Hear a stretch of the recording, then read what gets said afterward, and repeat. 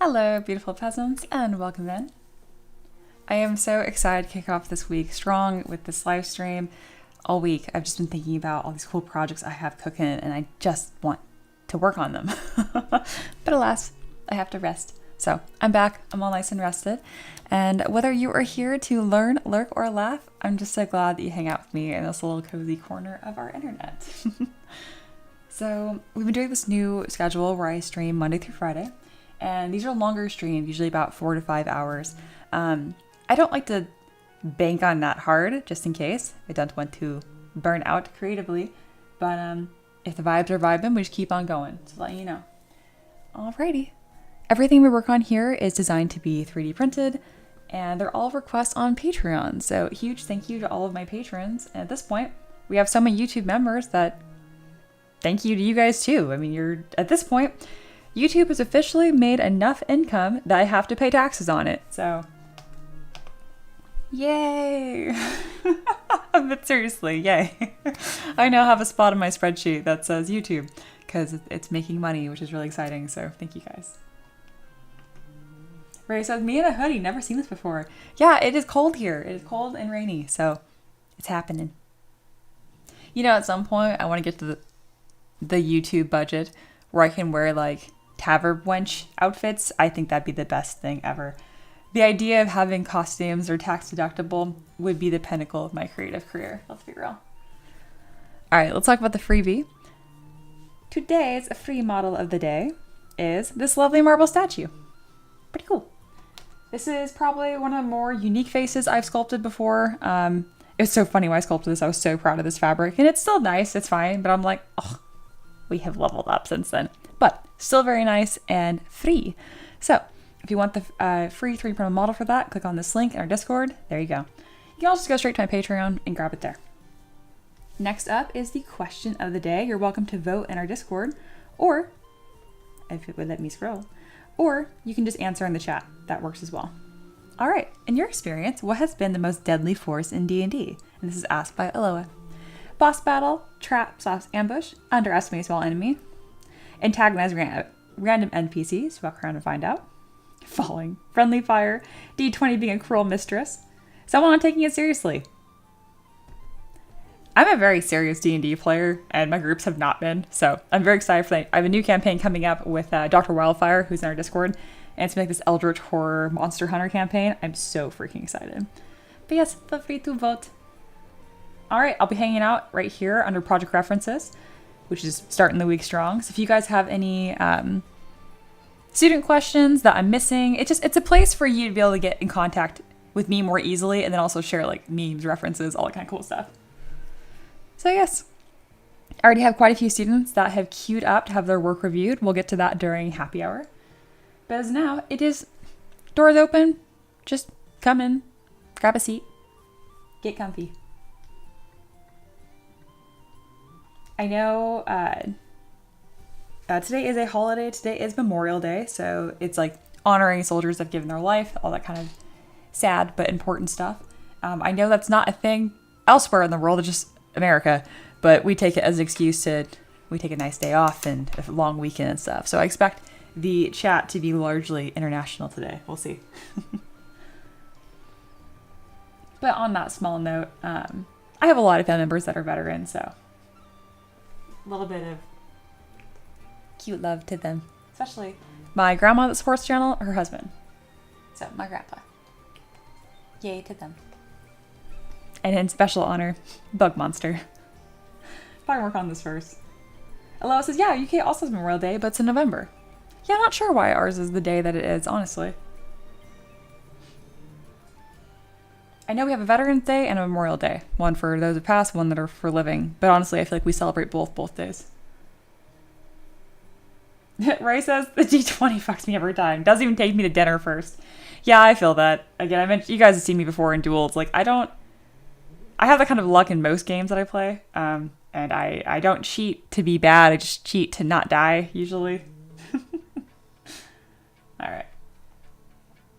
What else? Oh, we have lovely new loading screens thanks to Aloha. So that's why they're now animated. They have a little bar at the bottom, whether it's stream is opening, be right back, or closing. All of that was done by Aloha. I'm amazed at how many iterations and improvements we've already gotten. I think we've settled on our final for now, unless more people become members, and we'll update it then. But pretty awesome. Empress says, Mia. Oh yeah, hello everyone. Like, hello to both my mods that are here, Yoni, Ray, Mal, and of course, Empress.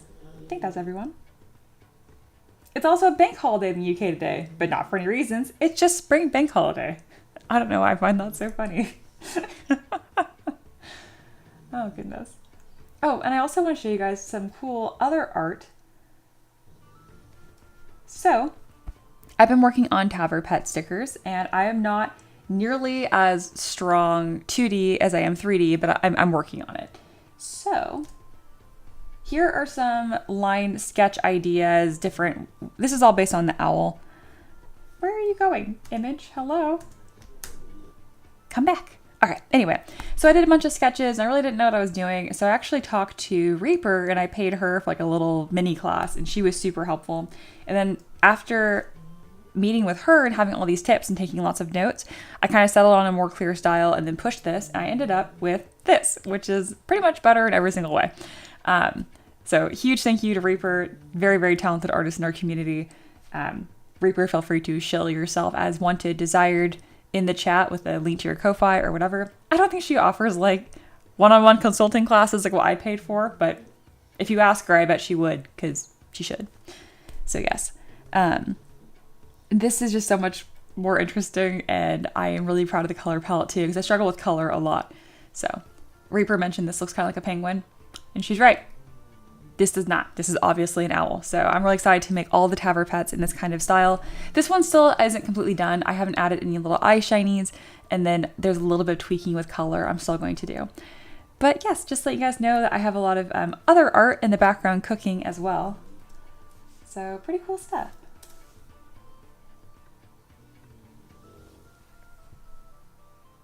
Yes, we got so many members that the bricks were hard to read and maintain, so Aloha stepped in and did a good job. Empress says, I wish to shame myself publicly. I love myself a good public shaming. Empress, peasant tiramisu just for the day. I went to work on my new assignment, read it, started thinking about how to do it, wanted to zoom in on the picture, and played the video. That's okay. That's okay. You can absolutely watch the video first. Oh, that's so cute. Thank you. Reaper says, yeah, it depends on what you want to learn. I'm still learning myself. Aren't we all? Yeah, thank you guys. Yeah, 2D is still important, even for 3D artists. It goes both ways. So it's nice if you have the skill, but you don't have to, but it's sure nice. So yes. And then last, but certainly not least, we have reset our TTRPG donation pool. It is back to 0 out of 30. So yes, I have a feeling the next TTRPG is probably either going to be a mind flayer or an alligator. That's been the most recent rumblings. We'll see. All right, well, let's go ahead and get rolling on this guy. I'm not really feeling the need for warm-ups. I really enjoyed doing the from scratch sculpts, and that was awesome. But as of recent, my freaking main events have required so much sculpting from scratch. I'm kind of getting that practice in anyway. No salt, a little bit of salt. You know, I just want a softball. I just want someone to request, like, can I get like a monk? No, it's always like a bio horror epic god. I'm like, okay, fun. But if I could have like a break between the cherry blossom dragon, the flayed skin and muscle human horse fuse hybrid in this guy, that would be great. But that's not where we're at. So no warming. No warming. Hello, said Mia. Be honest for the peasants. Do you do any sculpting on your days off? No, not lately. 0. Frickin' zilch. I just veg. A little bit of self-roast time. I thought I was getting sick yesterday. I slept so much yesterday. It was ridiculous. I was just like, I'd lay on the couch, I'd play a little bit of Switch, like 30 minutes, and I fell asleep for an hour. Wake up, eat some cherries, which in retrospect was a terrible idea because cherries have like a natural, what is it called? Not drug, chemical thing that makes you sleepy. Like the same way turkey does. Melatonin. There we go. Anyway, so that like knocked me out again, and I slept again. Anyway, I slept like an additional 3 hours of just 4 hours of just napping and nonsense. And I was like, am I dying? Am I sick? Nope, I'm fine. I was just tired. So I feel great today. Alo says, okay, good. Rest days are rest days, not one of those mumble rest days where you're just working in your head. So true.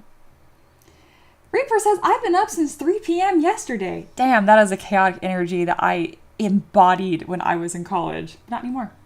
Ray says, has an update. Ray says, Mia, I can now confidently animate.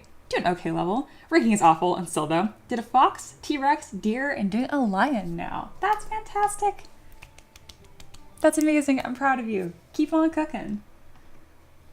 And yeah, can you show us? You're welcome to put it in the thing. I even have like a creativity loading. I guess it was loading Ray. I just didn't even know what it was going to load. Awesome. Oh, nice snore. Oh, speaking of, right before we move on, I'm going to go ahead and show you guys my dog. There he is. Can't really see much. But that snoring blob is that blanket. He's very tired. Again, it is rainy and stormy today, and he's just out. Okay. You know, I'm going to take some allergy meds now. My nose is already running. I'm going to be smart. So as of this year, apparently, I have allergies, which is new and annoying. But what are you going to do? You're going to take drugs. That's what you're going to do.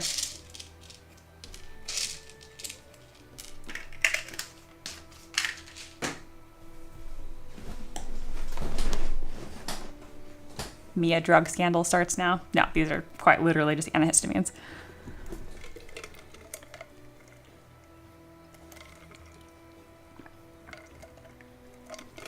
Damn, being smart. Yes, Maverick Burrito instead. Indeed, instead. All right. We're rolling the shoulders. We are ready to cook. It is the Tavern Keeper's Craft. Let's go.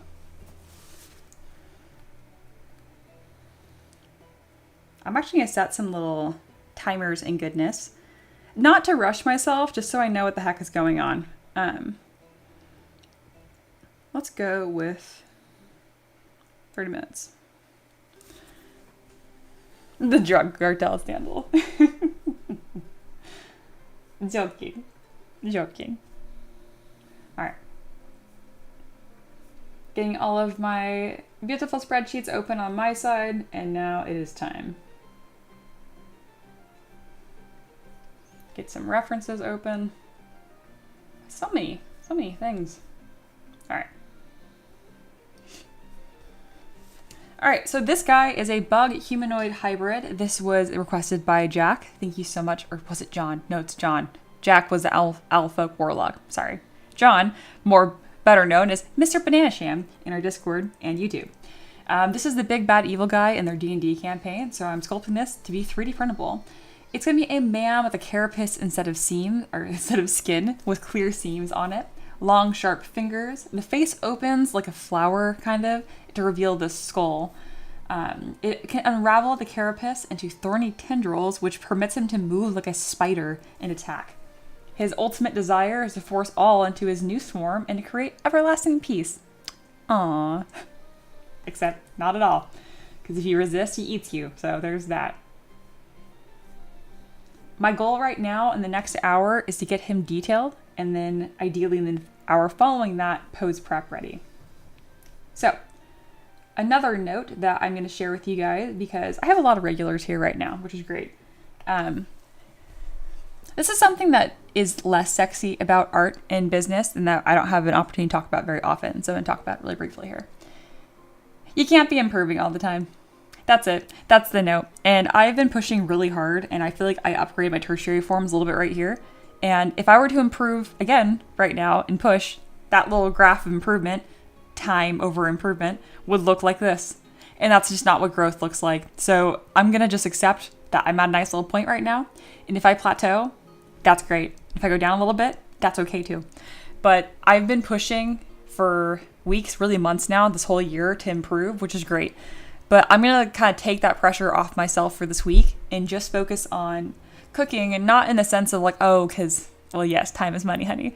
But also like, I got to take that pressure off of myself. If I don't give myself some permission to suck, to create bad, I think I'm going to burn out a little bit here. So I'm going to not. Again, if I'm feeling burned out, I'll just tell you guys. And I'm not. But I know if I keep pushing really hard all the time, I'm going to. So I'm going to let this be awesome and keep on going. So yes. Yeah, he is pretty sexy. Alexander says 80-20 rule. Exactly. And there's no reason to just...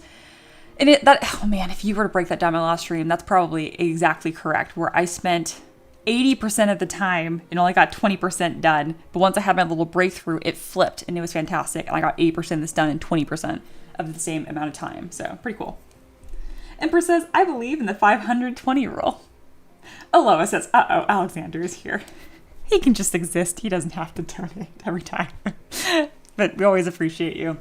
It is cool that our loading screens are to date. They haven't been up to date for a whole stream ever, so today will probably finally be that day. Emperor says, I believe in the 520 rule. So funny. Ray says, to be fair, sometimes you gotta take a break to let stuff you practice sink in. Exactly. Reaper says, LMAO, Aloha can't handle the storm members. You crack me up. All right, it is time. But that being said, I'm totally welcome to the chaos and the nonsense and the creativity and the ideas from you guys 100%. I'm just not going to be as severe on myself. And I'm saying this so I actually do it. Otherwise, I'm just going to push the whole time. And I need to stop doing that. So yes. It's like if you work out too much, you can be so sore to the point where you are just damaging yourself. So let's not do that. I had a feeling that was going to happen. I'm so sorry, Aloha.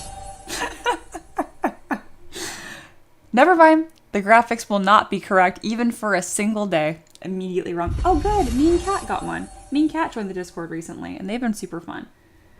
Death's Arch hasn't been around for a while, but they are super fun. Emperor Xander was one of the first people who ever commissioned me. This is really fun for me because it brings up all these names that I usually recognize. Yeah, Emperor Xander, I'm not kidding. In 2019, he commissioned me like 3 or 4 times. And I was in college still. And that quite literally paid for like very important bills. So I always feel very grateful when I see them pop up. Square Peg Makes Games has asked some really good questions. They're more of a recent lurker. I don't know who Angela Smith is, but Angela was the name of my best friends growing up down the street. It's a Chinese family down the road, and her whole family, again, just immigrated from China and only spoke Chinese. And so they loved that I'd come around because I would talk to their daughter, obviously, and they were teaching her English anyway and learning English themselves, but it definitely helped hanging out with me and vice versa. I picked up like no Chinese at all, but I love Chinese food now because I had a lot of it growing up.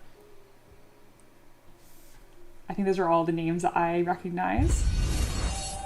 And of course, huge thank you to Alexander. And just like that, our loading screen is wrong again. Sorry, Aloha. Get cracking. Christ. Oh, and that means the Tavern Pet thing is done too. Just like that. Boop. Boop. Easily met. I'm going to save that one for happy hour. So we'll get to that after I'm done with my students. So thank you so much. So we do have a Tavern Pet queued up. I was thinking it's probably either going to be a Mind Flayer or an alligator. That's what's been spoken of among the peasants recently. But Alexander, if you have a baby that you're wanting, you let me know. Ray says, yeah, the friend learned a whole new language and Mia liked the food. I was 5, okay? But yes. Goodness. I'm going to let that continue to roll in and be fun. And then in the meantime, 7 minutes are gone. I got to get... The week just started. I know. Thank you, Aloha. I love this. Aloha, you knew this was going to happen once you took on the responsibility. It's pretty much immediate. And there he goes.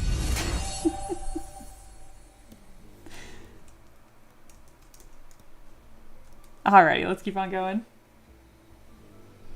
Emperor says, oh, we went back down to 30. It goes both ways. So once those memberships have expired, if they don't renew them themselves, then that makes sense. They last for a month. A rust monster. I'm actually not familiar with what that is. I'm afraid to know more because you refuse to request something simple and easy. But that's okay. They're very good to have our pets. But yeah, what the heck is a rust monster? Rust monster. Ew. Oh my god. You know, I do kind of love this idea though, because though not cute at all, are you kidding? It actually kind of looks reminiscent of the monster we're working on today, this big bag evil guy. It would actually pair quite nicely as like a little minion in part of the insectoid swarm, if you will. Who would win, one hungry boy or level 1 clinky dude? God, I love Reddit. All right, it's gonna be a bug day. Let's do it.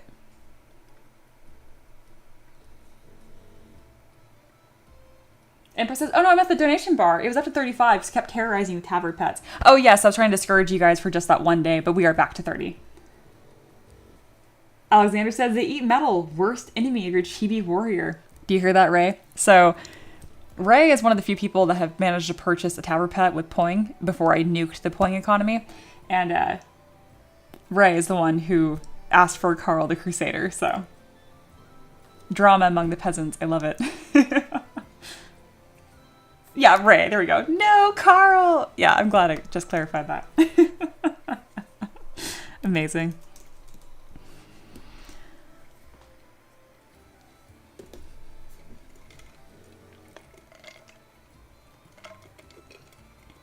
Empress says, this monster is so wholesome when you think about it. Please do explain. Is it because his desire is to force all into his new swarm and create everlasting peace? Because that is true. We can all be a part of the swarm. Aww. Sapphire is here. Hello, hello. A Wiggly, a cute wild dog of darkness with red eyes. That would be super, super cute. So I'm going to leave the donation pool being maxed out for right now. But if we do get another donation, I will let it refill again. And we'll get a little queue of Tavern pet goodness. But for now, let me go ahead and scroll this over because I don't want to forget. We'll go to Tavern pets. We got a wolf, a beholder. I feel like I did one recently other than that. No, it was a beholder was last. And then next is going to be the rust monster, which is going to look like a baby insectoid essentially, which is perfect. So let's see. From what I remember, Alexander has asked for the beholder, the rust monster, the Wanty, which I don't have on here. See? I knew there was one I was missing. And the Mad Mage, which we just made like a little wizard, which is also not on here. Wow, we have a lot of Tavern pets. Oh my goodness. All of these have been so different. I love it. Got some variety here. Excellent, excellent.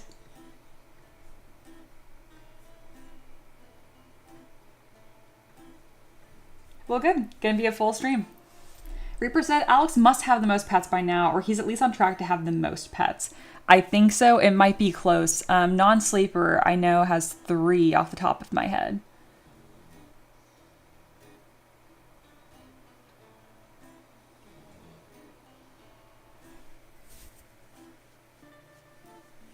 That might be the case, Aloha. It might also extend memberships of people that are already here, or like renew them, because I think it renewed his own as well. So I think a lot of memberships just expired today, and then that renewed. Either way, I can give you the updated CSV at the end of the stream. All right. I'm going to reset my 30-minute timer here because that completely fell apart. Bam. There we go. Alexander said, it might only be 15 eligible folks on. You have to enable gift receiving. Exactly. Can't do that from mobile if I remember correctly. I think you're correct.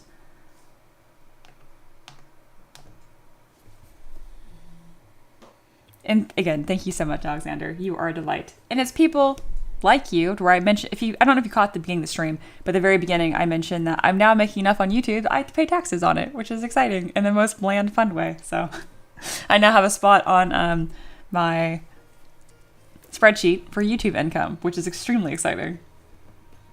Hey, AJ's Garden's here. Hey, you just got a membership. Also, welcome back. All right. We're making the bug man. So I want to complete the block out stage first, though I do imagine he probably is pretty much done as far as the block out goes, and it might be time to jump right into detail. But I gave myself 30 minutes to do this block out. I don't need this hand as its own mesh anymore, so we'll go ahead and delete that. And then just temporarily, I'm going to hide the base, and we can kind of start refining the feet. The feet are definitely not the highlight of this model currently.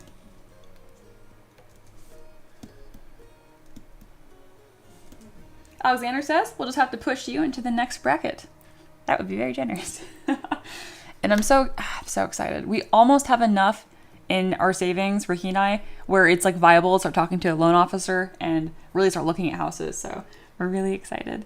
Everything I've heard is that the house buying process is horrific, but I don't know. I feel like I have a pretty good attitude about it, so bring on the problems.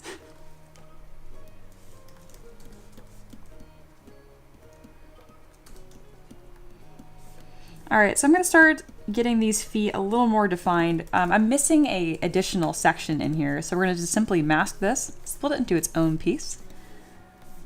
Do another little mask by turning off perspective. If you do this little mask box, it just kind of cuts straight through, so you'll want to turn off perspective to make sure you're actually getting straight lines.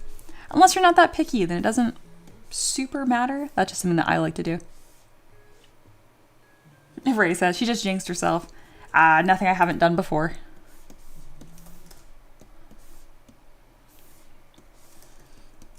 I know I pretty much don't have a single nice thing to say about college, but it's true. Everything feels easy ever since that. So I need feet pictures. That is a terrible thing to say on stream. I'm looking at references of bug feet. There we go. Okay. I'm so glad Sater isn't here for that. Sater would have jumped on that joke so fast.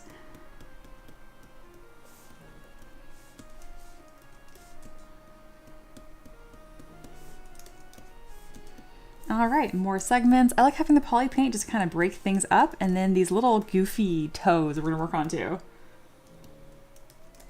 Reaper says, me, I've been looking for a price point on houses, always lowball what you can actually pay. They'll show better houses that get closer to your actual offer.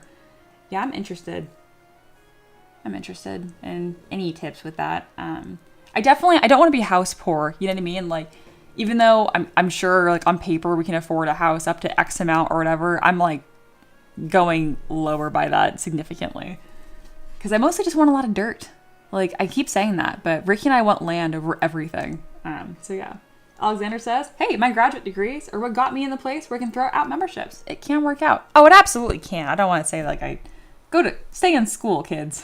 And I wouldn't be here either without my engineering degree. 100%. And for the other model, brother, what has she done to you? Yeah, there's been quite the transformation here.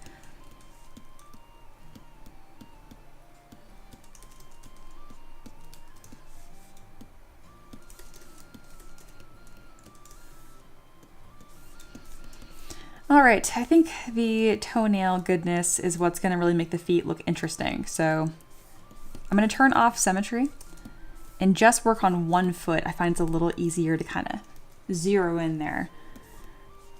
Let's give this a little love and attention. Ray says, Mia, don't worry, I got you. You're quoted. Thanks, Ray. Womp womp. It's even funnier because I recently made fun of Sater for liking feet, which is not true, to be clear. Like, I just was throwing shade at him that day. Empress says, I wish I had anything other than a high school diploma. Hey, there's always time to go back and make that a thing. So that's something that you really want, you absolutely can. Just maybe go with a plan.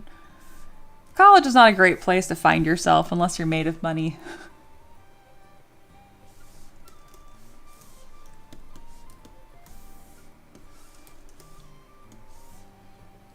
All right, toes or toe-in.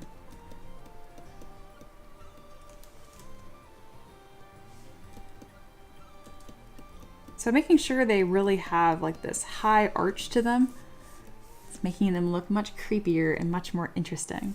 And as far as how they connect in to the foot itself, I'm not sure. I'm used to, like, with mammals, there's like a little buildup of skin almost. Like with cat claws are retractable. You know, there's a little flap right there.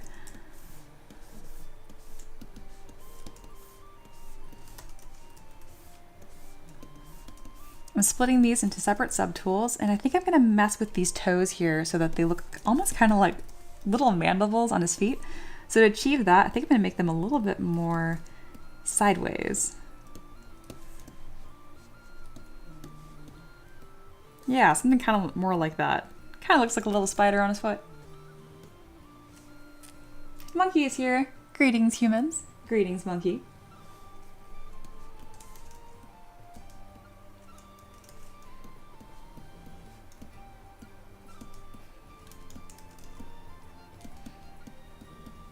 There we go. And then let's go ahead and scoot those in just a touch. I'm actually going to make them smaller too. And then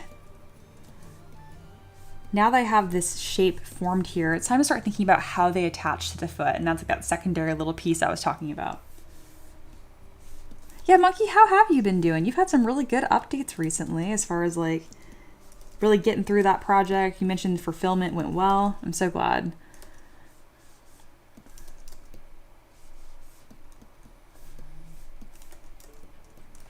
I think this would look cool as a little back talon. Kind of reminds me more of a bird foot, but hey, it's a bug monster. I can do whatever I want. Monkey says, I too will now go back to college as to learn of the culture young humans do, for I too am very human doing human culture. Very well put, Monkey. No one ever doubted you.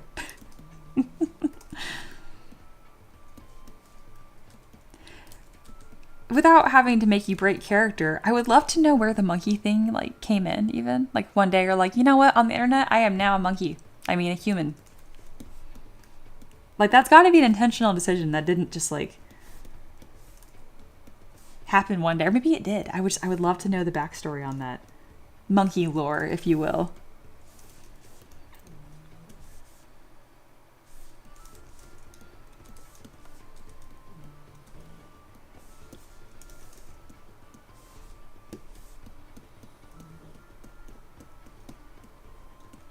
All right, this actually was a lot easier to do than I expected. And I think it's helping again, because I mentioned at the beginning of the stream here that I'm not trying to be the best with every single line and shape I create anymore. I'm finally going to just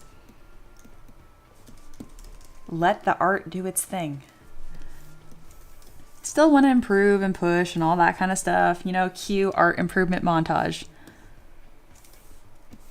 But there must be periods of rest, and I'm declaring this week that rest. All right, I need this little back toe. Get over here. And then same with our color. Fill object. It will not fill object. RGB intensity is to 100. Yep, that's selected. Why are you being like this? There we go. And mirror and weld. Boop. All right, we have improved the feet, which is exactly what I set out to do. Amazing. Yeah, see what we had before? Much better. Much more bug.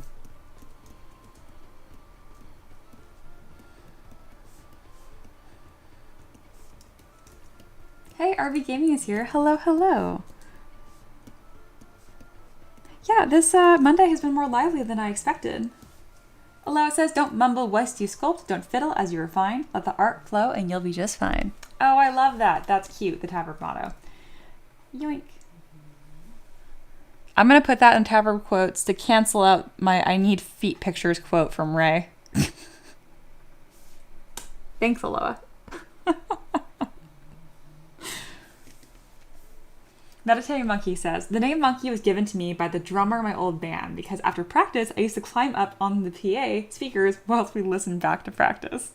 Oh, how cool. I love that. Awesome. Yes, and then Reaper, intention as the antithesis to mumbling, or the light side to mumbling's dark side. I still remember that. It was so cool. So what are all my creatives working on today? Is it a rest day? Are we cooking? I'm curious.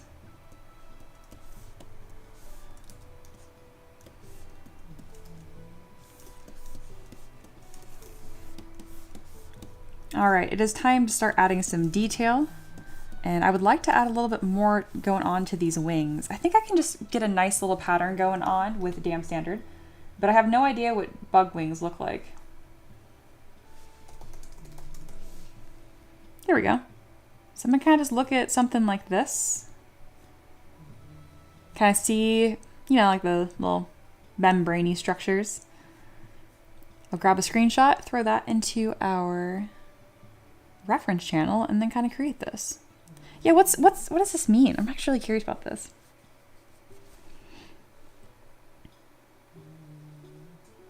Amateur Entomologist Society. I don't know why I find that so funny. Apical margin. Discal cell.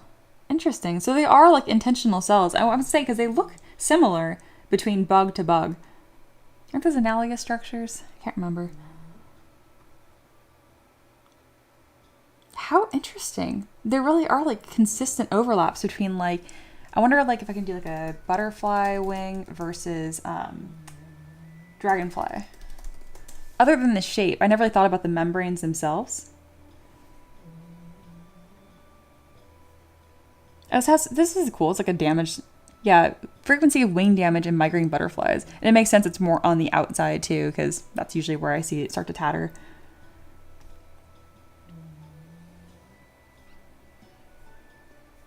Very cool. Okay. I might read about that more later.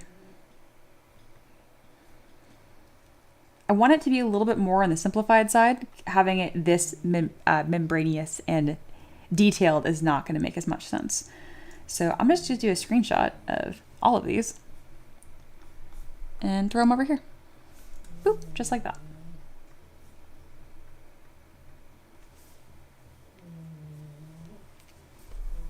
Mal's here. Okay, you were here at the beginning as well. I built a sofa this morning, so rest until happy hour, then we'll work on my next assignment. Oh, fantastic. Also, that's an intense morning. Amazing. Meditating Monkey says, talking about their name Monkey in that lore. Then when I started new accounts, so Steamroll20, etc., is my go-to username. When I branded myself, I just went with it. Trust me though, if I had known 10 years ago this brand would be long-term, I would have went with something else. It has a really good ring to it though, Meditating Monkey. Do you know what you would have gone with instead? I'm just kind of curious. Just maybe don't give too good of an idea or else someone's going to hijack it. Did you guys know like the band Metallica? I mean, of course, you guys know Metallica. Who doesn't know Metallica? Metallica got their name because it was like a radio contest and they were like, oh, what do you guys think would be a really good name for a band? And the winning name was Metallica, and the now members of that band were like, that sounds cool, and they took it. And that's why they're named that today. Also, fun fact, I'm pretty sure one of the members that left or was like rivals to them, Megadeth, they specifically put the name Megadeth because when you sort vinyls in alphabetical, they're before Metallica. It's just like a really petty, funny thing. The more you know.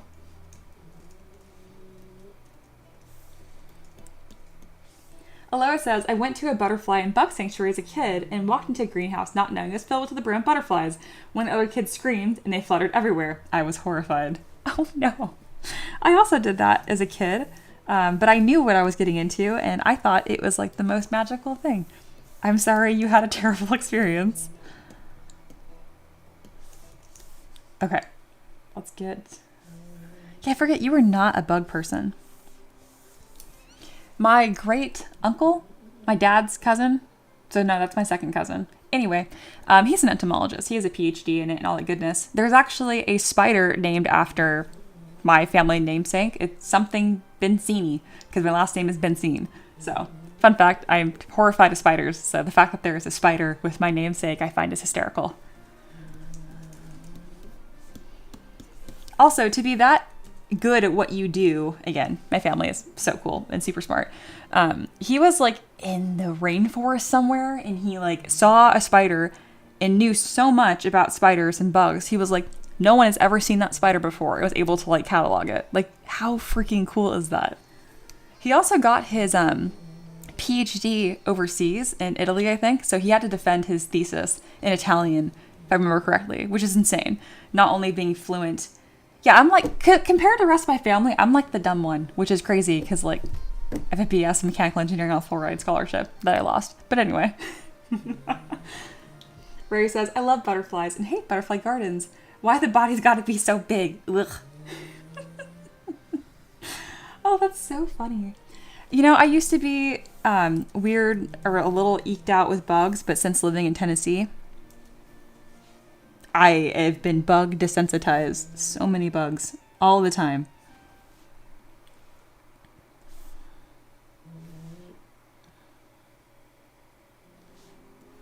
So I'm not going for 100% accuracy, but I do want to get the general shape here. So that's what I am accomplishing right now.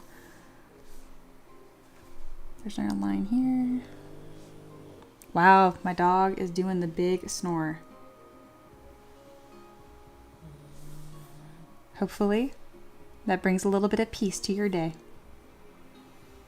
If not, sorry, he's going to vibrate your speakers. How do the ends deal? No, at the ends are just a straight line. Okay. And it's kind of flat, too. No, it's rounded. All right. That is sufficient. And then, so I don't have to do it on both sides. I should be able to kind of squeeze these over and then mirror and weld on the Z-axis. You're just mirroring. There we go. Kind of scoot this over because I did get a little thin, unfortunately.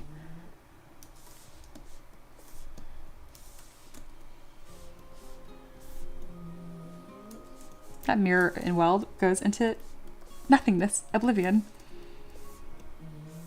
I'm gonna get it right. Oh, you're just being silly now. Ray says, bruh, having that much intimate knowledge of spiders is scary. He's a really cool dude.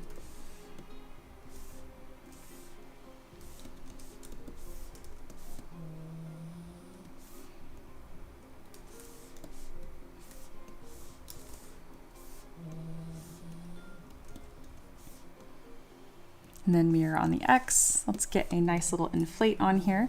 Oh, that looks cool. Perfect. So now I got these wings constructed and I can just duplicate them for this little secondary set up here. Aloha, you must be so ready for me to be done with this model. I forget how much you don't like bugs. You're in luck. I'm starting to kind of cook on this. I don't think I have too much time left on it, honestly. Aloha says, I feel like Mia bringing up her mechanical engineering background that she lost. No, I have the degree. I just didn't keep the scholarship. It's like the classic guy who says they could have gone pro in football if they didn't get injured. No, like I do have a degree in engineering. I don't know if I haven't been clear about that or not. Like I have a diploma. I have a bachelor's. I just had to pay for my 8th semester because I didn't keep a 3.5. Oh goodness, I've been giving you guys inaccurate Mia lore. Like I could go get a job at an engineering firm. Like my God. Oh no. That cracks me up. I feel like I've been clear that I did graduate. Aloha just laughs. This is going to be like me being short all over again, which I'm not. I'm above average. Whatever, these wings look bitchin'. You can't take that from me. All right, let's decimate these.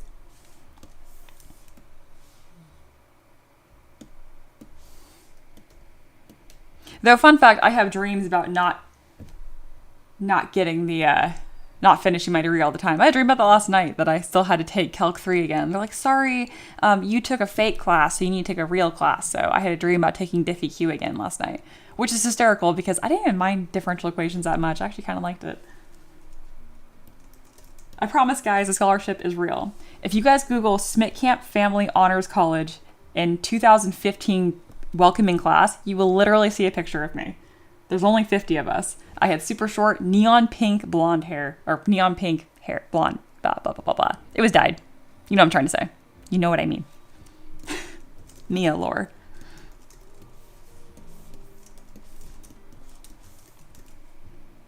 Where is the other Winx? Ray says, me sound like a guy. I'm above average. Yeah. Yeah. I'm not that tall. But I'm not short. Alo says, Mia, so have you the qualifications that you have to pay to keep them? No. It's a real degree, not a certification. Oh, you're joking. I see that you're joking now. Yes, I have to pay Fresno State $1 every single time I say I have a degree. Not me being slow on my own joke, like it's fine.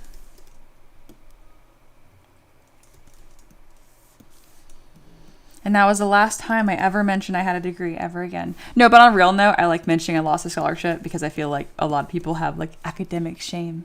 And I'm like, no, it's okay. It's super common. Meanwhile, Monkey, I am somewhat tall. Took me to find as many things though. Pff, not around here, apparently. Around here, no one has any respect for national average. Monkey says, like, I am 6'1". Apparently, my husband is not 6 foot. He is 5'11". He mentioned that yesterday or a couple days ago. He was like, every guy that's 5'11" says he's 6 foot. And I'm like, I thought you were 6 foot.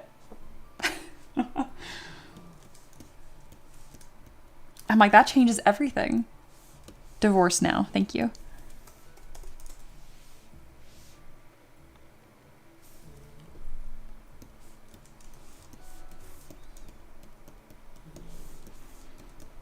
Let's go ahead and get some more plating around the edges here. Man, we're doing good on time. Sweet.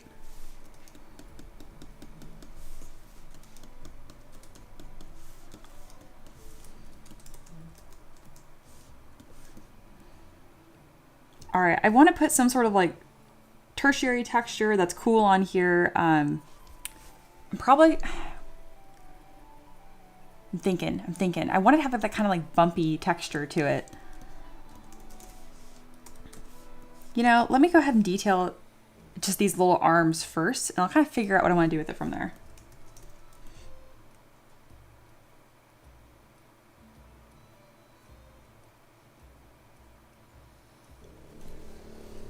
Monkey says, it's true, it matches the hair under 6'1". I'm 6 foot and 3/4 an inch, so I round up. With my hat, I'm 6'1". Or if you fluff your hair, assuming you have hair. I don't know why I said that.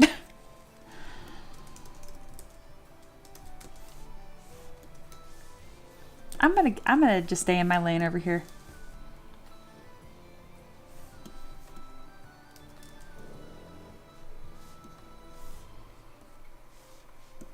So I'm going to use this really cool VDM to kind of build up almost like this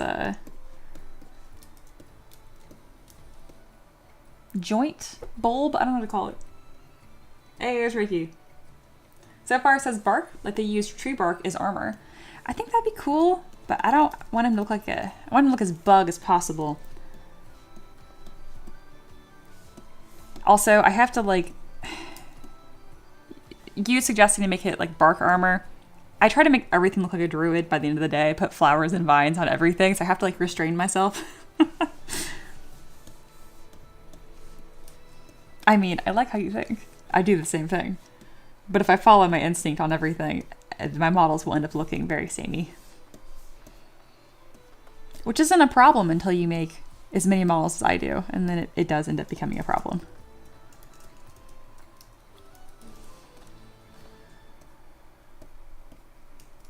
Here, in order to have this look more carapace-like, there we go. Let's have them go in the same cool direction. All the cool kids go this direction.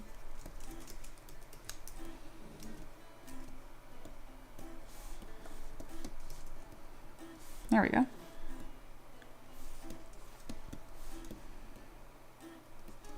Perfect. Kind of gnarly, kind of asymmetric. Just how I like it.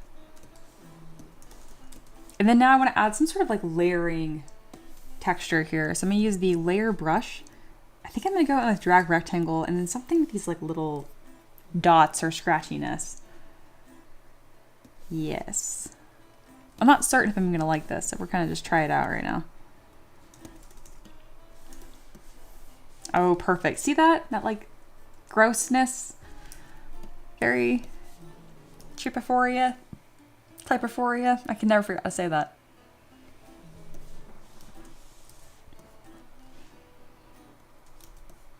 Ugh, God.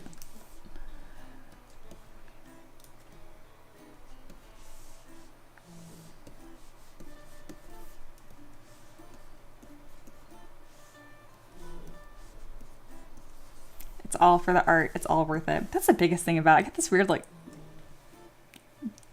thing in my neck, like, when I see stuff like that. I'm like, yeah. Not a big deal. Gotta do it for the art.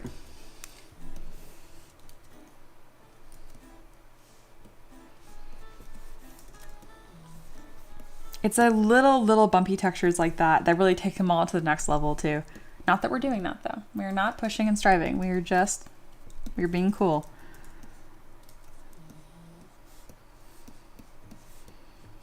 I love it. I find a texture that I like absolutely despise. Now I'm like, that's the perfect texture. Let's cover the entire model in it.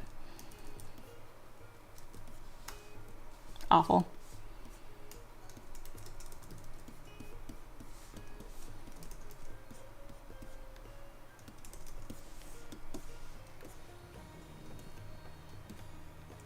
Lois says, I actually really love this model. I just don't love bugs in real life because of the way they move. I get you.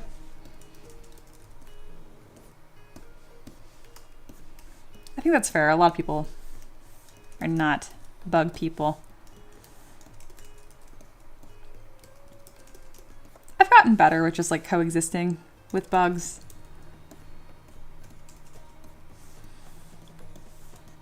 My husband hates them so much that I kind of have to...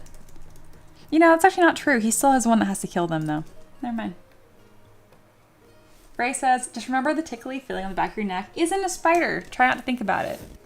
Thank you. Love that. God. Someone ban Ray. I'm just going to do the rest of the stream like this. Don't worry about it. Totally fine.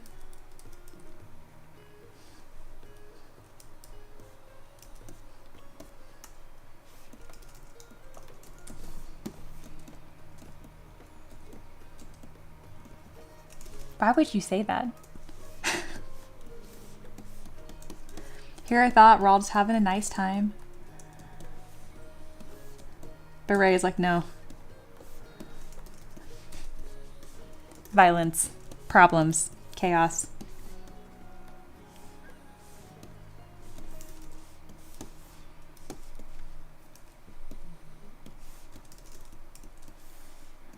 All right, to clean up some of these forms, I'm going to go with a bit of clay polish. Kind of just helps get things nice and rounded off. I like that weird little bumpy texture that's happening here.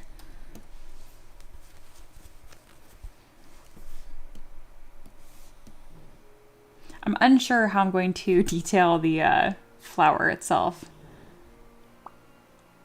Probably more like this shoulder pad thing. Yeah.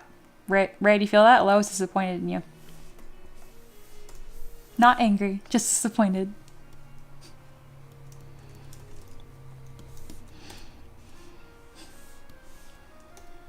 I want some sort of like plate. Oh, sweet. That was 30 minutes. Yeah, we're crushing it. Another 30. Someone's going to join the stream and be like, why is she sitting like that? Don't worry about it. All right, another 30 minutes and I should be done detailing. Let's go.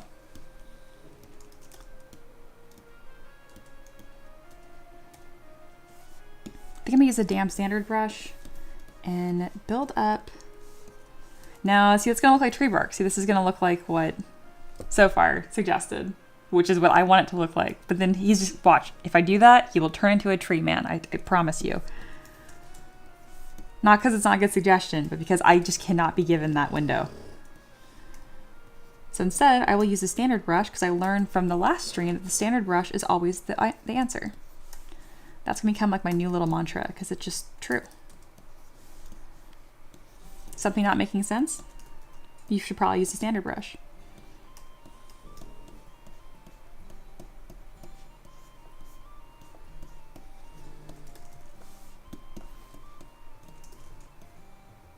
I can do a really light texture as long as it doesn't look like bark to look kind of like little striations of sorts. Soulfire says, what about if they use another bug, like a ladybug carcass or bee floof? Oh, that's a really cool idea. I think he's just alien bug. Think like H.R. Geiger bug. That's the variant of bug we're doing.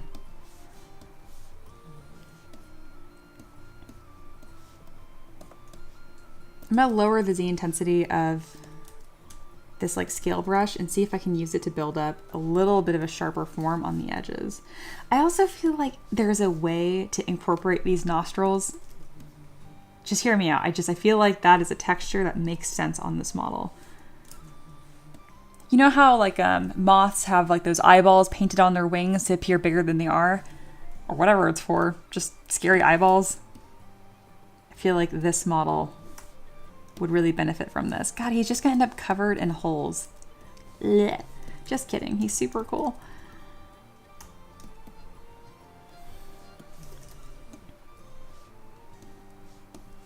Heck yeah, that's really cool. Maybe I can kind of sneak that texture on the sides here too. Oh yeah. So you don't always know, but sometimes it's like, you know what this monster needs? Nostrils. But not used as a nose, literally at all.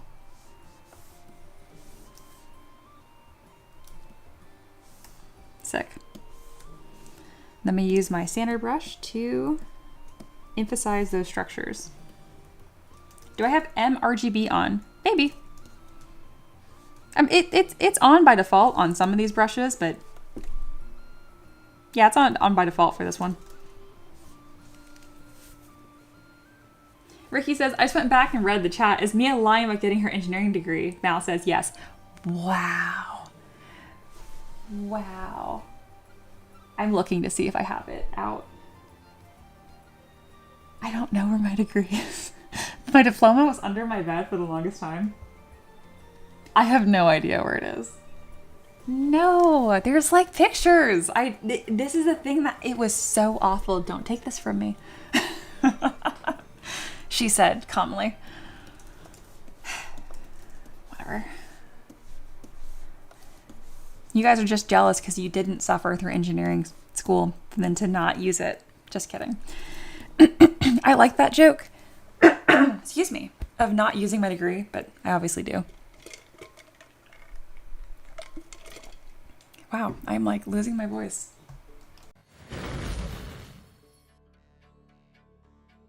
There we go, all better. Ricky, I thought you're supposed to have my back. You're my person. What are you doing? Devastated.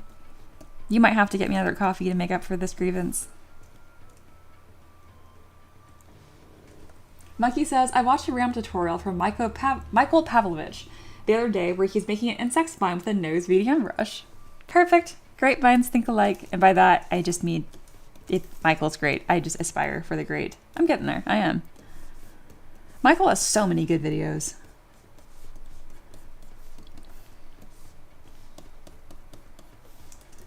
All right, that's looking really good.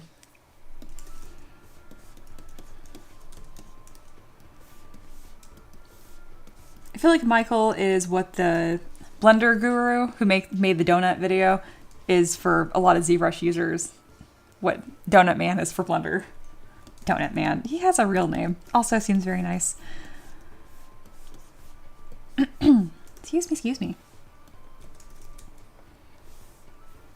My brain is like, I'm just going to make you lose your voice. You don't say anything else stupid. And I'm like, you cannot stop me. I will not be stopped. All right. I think it'd be cool if I could make these teeth kind of like mini mandibles, but then he has like these really cute little front teeth just like hanging out, and that is not scary.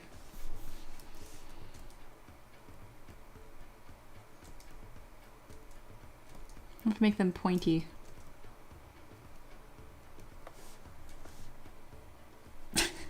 I need to give him another tooth or something. I don't, nope. We're just gonna fix that. That did not work. That's okay. I can make all of them a little bit longer.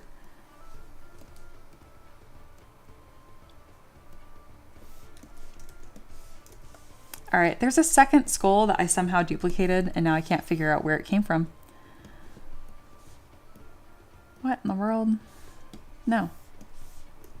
I hope that wasn't important. Because fun fact, when you delete a subtool in ZBrush, it is not undoable. It is in fact gone forever. I'm totally serious. Beware.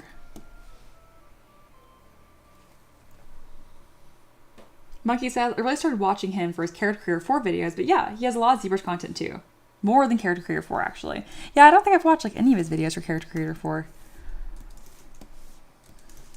That might be something that'd be helpful for Ricky to watch, but he's already doing such a good job. There isn't a whole lot of content out there on Character Creator 4 though, and it can be really frustrating. Because Character Creator 4, when it doesn't want to work, it does not tell you why. It just doesn't work and it'll freeze. And I'm like, do you want to tell me what the problem is? It's like, doesn't want to talk.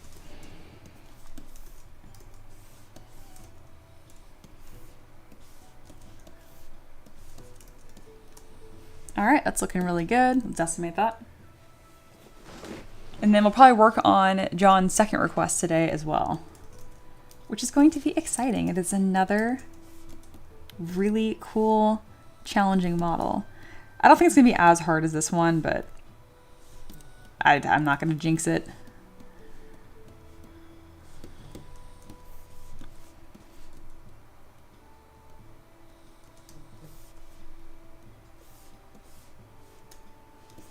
Looking good.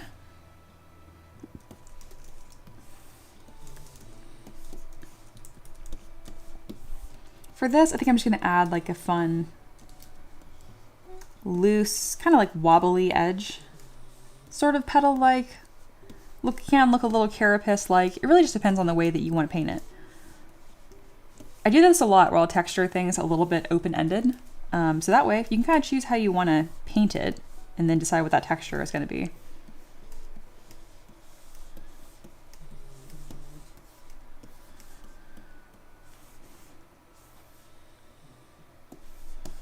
See, I'll add that same kind of like rippling, gross whole texture denty flower, and that will further allow for it to be painted for either as a flower or more like a carapace.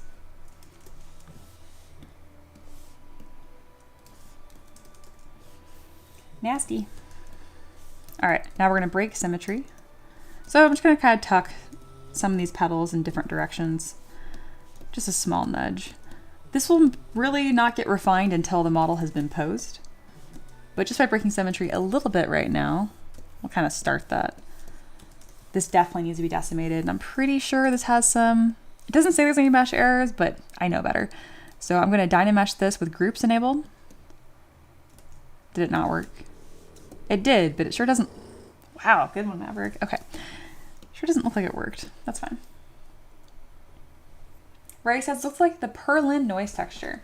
I want to be like, oh yeah, totally, but I have no idea what that is. Perlin noise texture.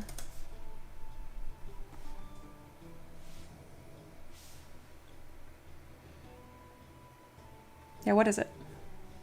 I mean, yes, like the little, that is what I used. But what is exactly? It's a gradient noise developed by Ken Perlin in 1983. Including, but not limited to, procedurally generated terrain, applying pseudo-random changes to a variable. As a result of his frustration with machine-like look at computer-generated imagery. Ah, interesting. That's cool. And that is what I'm looking for it to do, is kind of break up the forms and look a little bit more organic, so. I learned something new. So far, it says, I don't know why, but he's reminding me of the evil guy of Bug's Life in the best way, like a darker version. I'm actually really flattered. That's awesome.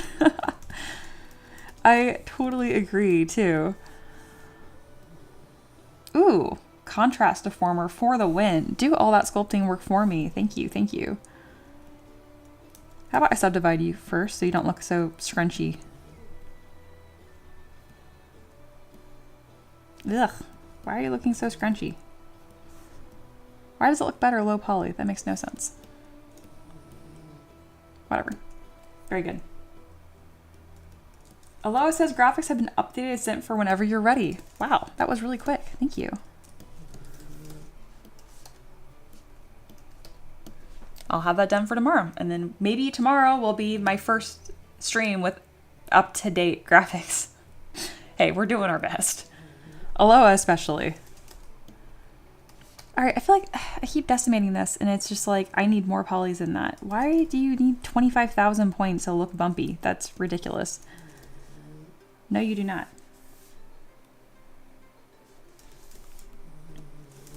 Is it because I didn't let that be separate?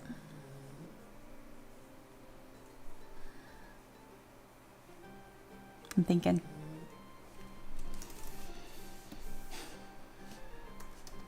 Whatever. I'm going to let you be a bit of a poly count sink, and then I'll fix you later if I absolutely have to. All right, how's the rest of this looking? Pretty good. Let's look at some more chisel organic shapes and see if I can throw on some more bumpy texture nonsense. Because I want a little bit of better definition around the joints. It doesn't have enough seams, you know what I mean? See, that's obviously too construct-like, but I like that. That reminds me, how about I just come in with my chisel brush and just create some really heavy seams? There we go. Something that will be nice and paintable. We're going to increase the focal shift so the fall off is a bit smoother and decreases the intensity. That way it doesn't look quite so pixelated.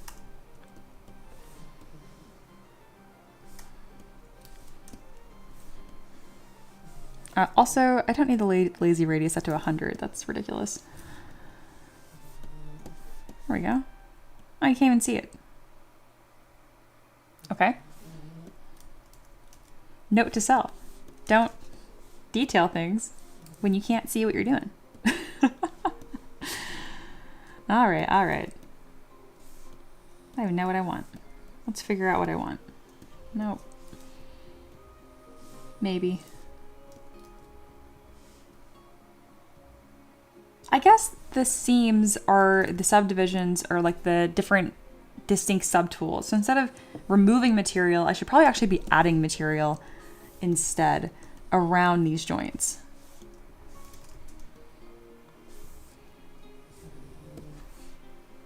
Yep. All right. I figured out the answer, just in a very roundabout way. But as long as I found the answer, I'm happy with that. Yeah, there we go. Cool.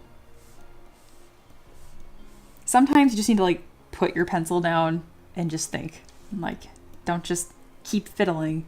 Like, what are you even trying to do? And I was like, you know what? I'm actually not sure.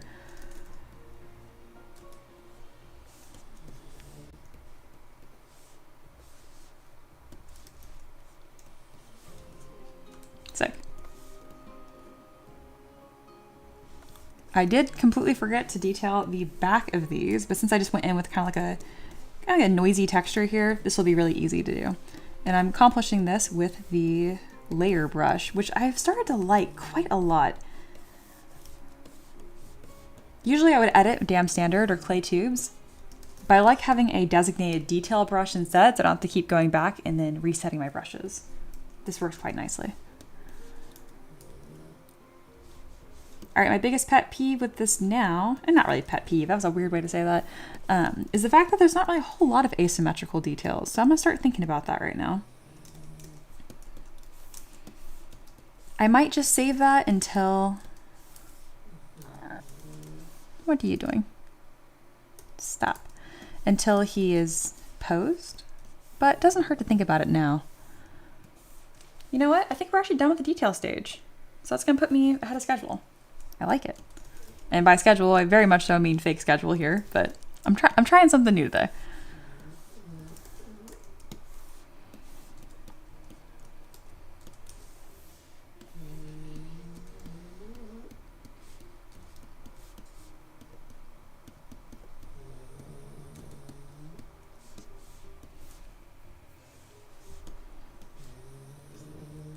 Hello, it says layer brush. Yes, quite literally called layer. I recommend just, if you have ZBrush open right now, which I bet you do, just click on it and start playing with it. I think you're gonna like it. Especially when you put like textures on it or change the alpha. I feel like it works really consistently and in an easy to apply way.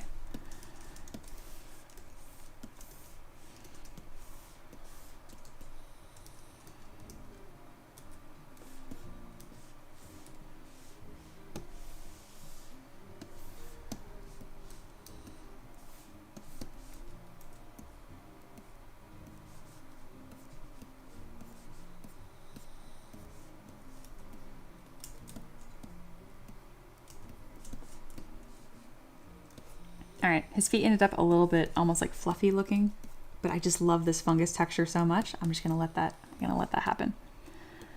You can also use this on the edges here to get even more of an interesting shape. Yeah. Cool. Made a ton of progress on this already. Feeling good. Now I'm going to review some of these shapes here and make sure I'm still getting that insectoid look where it pretty much flares, like every single section is a cylinder that flares on the edges. So just making sure that shape language is nice and consistent. And if it's not, just grab my move brush and move it around. Sometimes it really can be just that simple.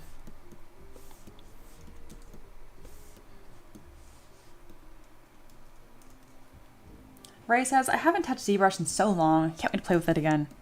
It is a lot of fun.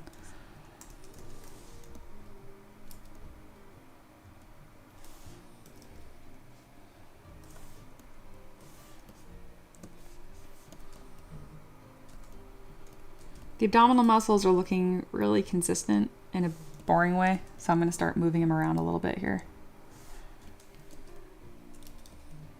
That's better. Sweet, I think our bug man is detailed. I really just ignored his butt entirely. I did not have an answer for the insect butt, so I didn't give one. Bumpy butt? I don't want to leave it completely bland, because if you don't texture it at all, you end up inadvertently drawing more attention to it. So I think I did enough to let it, we're moving on.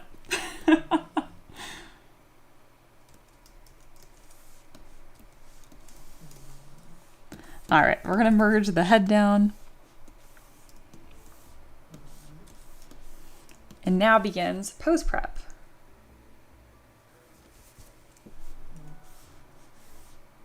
There we go.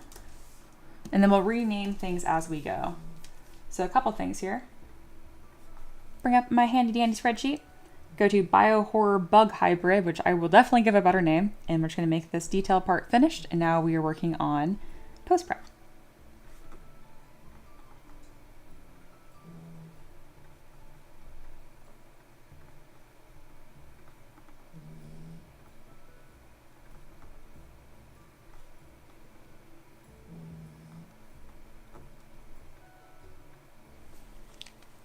What about a thin tail?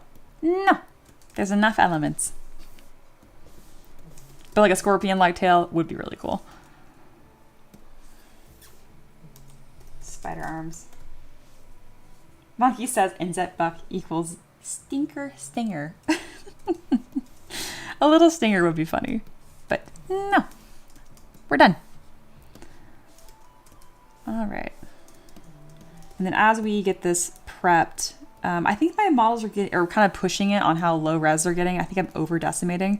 And part of that is because of this character creator flow. So I want to make sure I'm really adding a lot of nice details here, cranking that with the contrast slider and then decimating, but not too far. Let's zoom in. I'm going to subdivide again. There we go.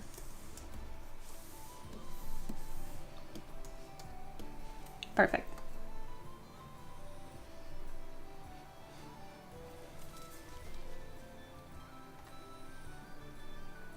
Forgot to have our little donation bar up. Cannot forget that I hit that goal. Oh, I have Silent Tavern on. Why didn't anyone tell me? All of this is wrong. There we go. I was like, wait a minute. What? I have too many buttons. There we go. All right, this is slow reordering. Order has been restored.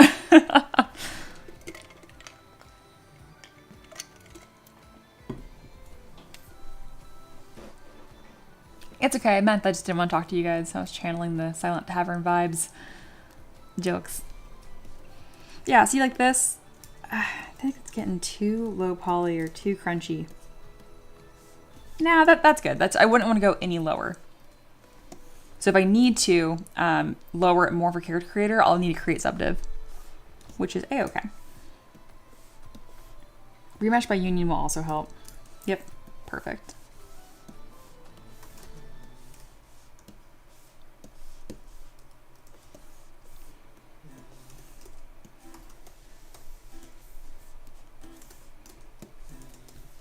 There we go. On to the next pieces. And then the hands, I haven't even decided what I'm gonna do with the hands exactly. Like how posable they're gonna be and whatnot. Monkey said, oh hey, speaking donation stuff, the chibis, are they somewhere around? I was wanting to reprint them all for my wife soon. Where can I find them? Currently, nobody has access to any of them. We're gonna put them in a big project and it's gonna be super cool. But as of now, they're just going to the hoard, unavailable for this exact moment. But they will be. It's gonna be awesome. It's because the designs aren't even completely finalized yet. They're still gonna go through a bit of fine tuning and extra love. But you're not the only person who wants them, so don't worry. I have not forgotten about it.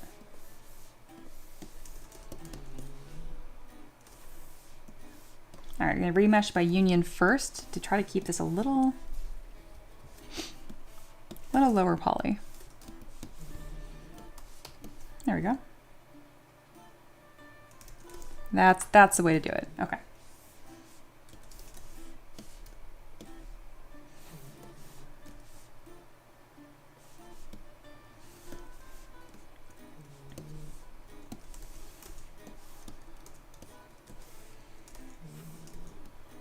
This contrast slider is like my new best friend. I want to say that was Ray that pointed it out to me too. Just a little bump goes a long way.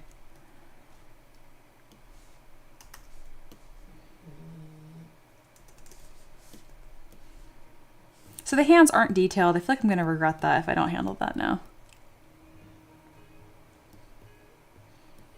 Nah, this looks good. All right, I got hand, AB hand. Ray was like, it was me. That sounds right.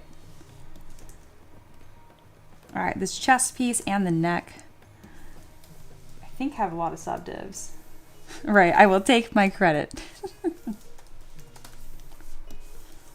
Alrighty, same with the shoulder pads. Yeah, those can just be one piece, that's fine. Wings, feet. The feet will need to be separate pieces as well. Let's go ahead and remesh by union.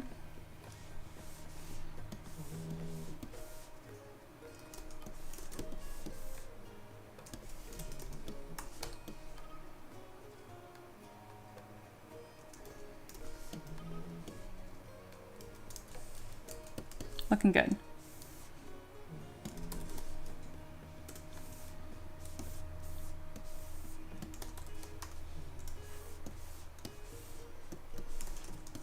So many pieces with this guy. Oh my god.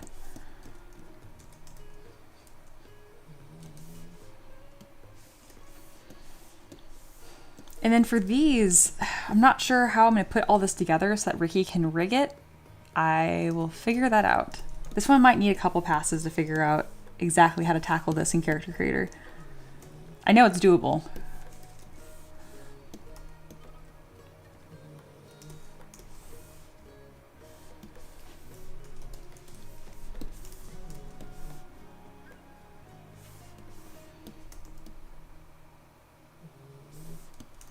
Ricky, if by chance you are lurking and watching right now, like, can I have all the body pieces as separate?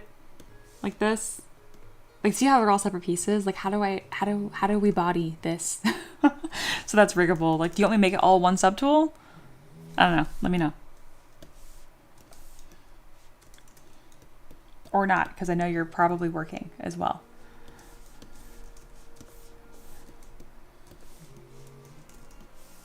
That looks good. We'll name this abs. I'm trying to get all these names correct. They don't have to be accurate. They just can't have duplicates. Otherwise, Character Creator has a huge meltdown. Shoulder. It can even be misspelled. Hand. Ooh, we got 2 of these. We don't want that. Yeah, like I think I should just have all of this merged down into like a subtool. Like that. Like 2 arms. That probably makes more sense.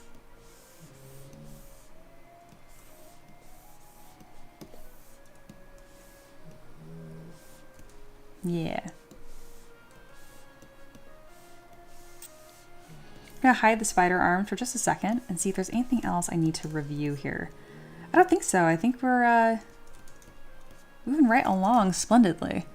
I'm gonna miss not working on this today though, because it looks so nice and yeah. I have to look at bad art so much of my day. It's so little that I get to just be like, oh, it's finished and it's so nice. That's okay. I'll soak it up now before I have to move on.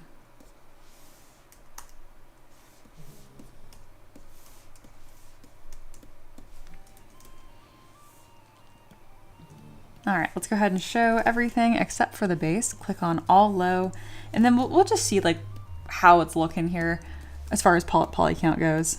We don't need any UVs, and we're sitting at 312,000 points, which is great because that's pretty much right on budget. What can I decimate to fix that? What can I take resolution away from? Ooh, definitely the shoulder pads. Shoulder pads are way higher res than I thought. Oh yeah. Oh, you do not need that much. Half. Pitiful. Ooh, that's gonna cause see, like it's stuff like this that Character Creator will have an absolute like meltdown over. And I'm like, it's not that big of a deal. Just don't worry about it. And it's like, no, I'm gonna worry about it. All right, mesh integrity looks good. Let's click all high, show all the cool stuff. A little bit of a tilt. Oh yeah.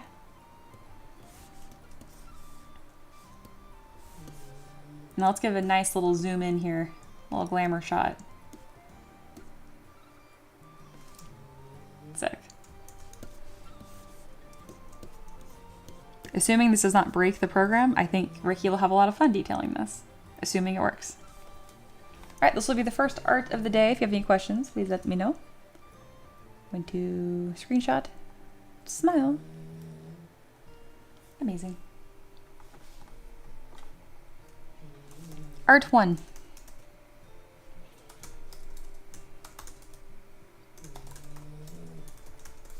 Bam.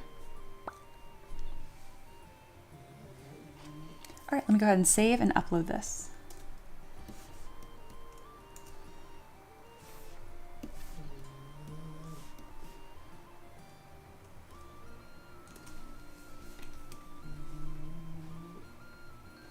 All right, there is my timer. Perfect.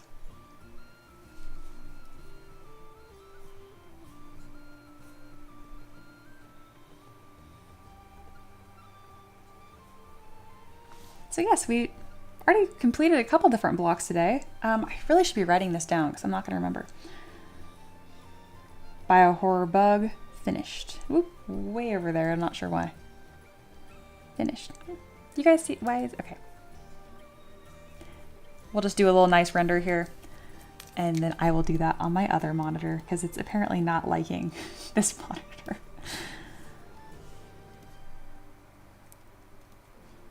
There you go. If you guys need a little pick-me-up for your Monday, just go ahead and become part of the swarm. Don't worry about it. Wouldn't life be so much simpler? There we go. That's a fun render. Okay. So today is Monday. And so far we have completed 2 blocks.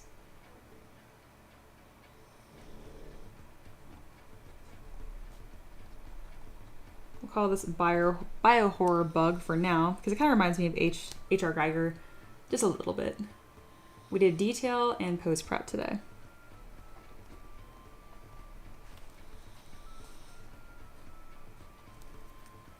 Perfect.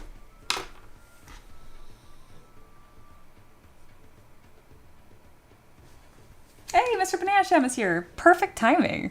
This guy is ready to get posed. I'll have his name, by the way. One is the name I gave him months ago. Vaikara. Very cool either way. Oh, it's a full name there. Vaikara Skit Ratzel, or Whispered Rassel, not Ratzel. I put a T in it.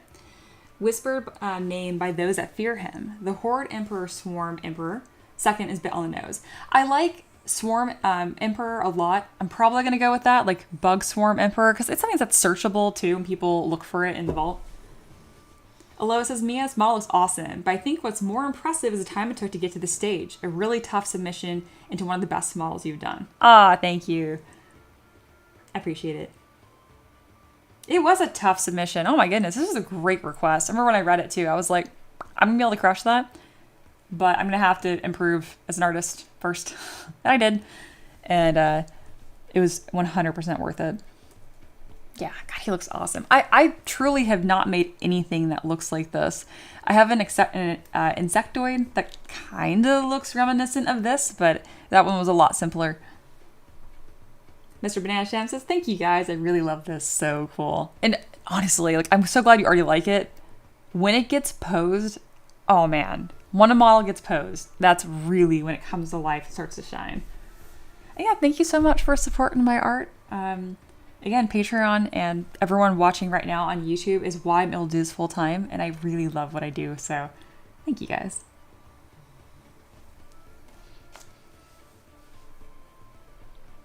Let me get this uploaded, because I know my husband is going to be so excited to post this. We're going to need to do some nonsense to make it posable, because it's not a normal body, but it definitely will be posable. Oh, it feels so good to get this uploaded already. Man, we are cooking today. Good. All right, I'm going to work on the second request from Mr. Banana Sham today. But first, we're going to do a little blip here and a happy hour. So I'm going to take care of my students here, go on break, come back, sculpt the tavern pet, and then sculpt the second request. And that will be a nice big day. All right, so if you are a student and you have questions, ask. Now is the time for students to shine. I'm also going to review their work. So let's get started. All right, first up is Flea. Oh, righty, very good, very good. Is there stuff for me to review here? Yes. All right. I'm gonna send them a link with a timestamp. It is currently, we reviewed this at the hour 35 mark. Perfect. All right, hello, Flea. I'm gonna check out what you got worked on here. What you have updated.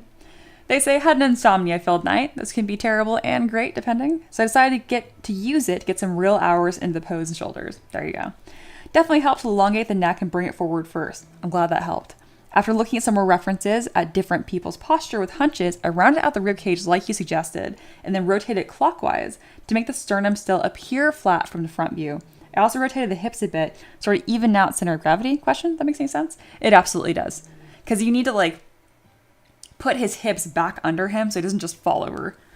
From there, I decided to work on the protrusions of the collarbone / scapula and hips, get those landmarks roughed in.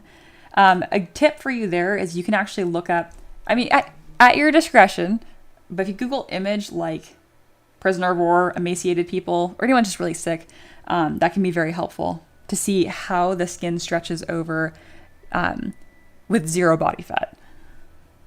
And that's kind of what this guy looks like. Did a bit of exaggerated cutting in and drawing in the borders of the scapula just to make sure I had the shape right first. I really recommend that. That's perfect. Rough shapes, and I call them construction lines, and it lets you kind of loosen up and have something to work with. And then did some rough landmarks on the shoulder muscles and upper arms. My friend also mentioned that the elongating the neck, I didn't bulk it out, which is what the concept looks like, and I agree. So that'll probably be my next step along with a bit of the horn shape more defined. All right, so let's kind of scroll back here a second. This is what they had submitted initially. I gave them various bits of feedback. I like that they were lining up with their original reference. And then this is what they have worked on since then. Oh yeah, cool. I like how exaggerated the scapula here is. I mean, that's really interesting. Those textures are looking a lot better. I love that you're bringing this collarbone forward so much. Oh yeah, this is a good reference too. Nice. Something that I can't really tell because I don't have the top angle view, but let's do a little sketch over here. There's a shape on the collarbone that's really, really interesting. That's easy to forget about. And you can mostly tell from the top down view. But from the top down view, the collarbone actually looks like a Cupid's bow. Like this. Like it really comes in like that. So right now, since I'm seeing it like this, I doubt you have that shape there. And again, it's a monster, so it's not going to be exactly correct anyway, but having a little bit more of that subtlety, I think is going to help add some interest here. Another note, and again, it's tricky because he's such an interesting character, and so emaciated. So he looks just like a rectangle, but he's really not. So right here, you don't have a lot of subtlety. From the top of the shoulder, he pretty much comes straight down right now. You do have a little bit of subtlety right here where he kind of swoops in. I would actually encourage you to really let this triangle shape come forward and kind of snake itself in. So this shape you have here, don't be afraid to push that even farther than your concept already suggests. Let's actually look at your concept again, because it might have that. Yeah, it does. Okay, cool. Let me do a little sketch on this so it's extra clear.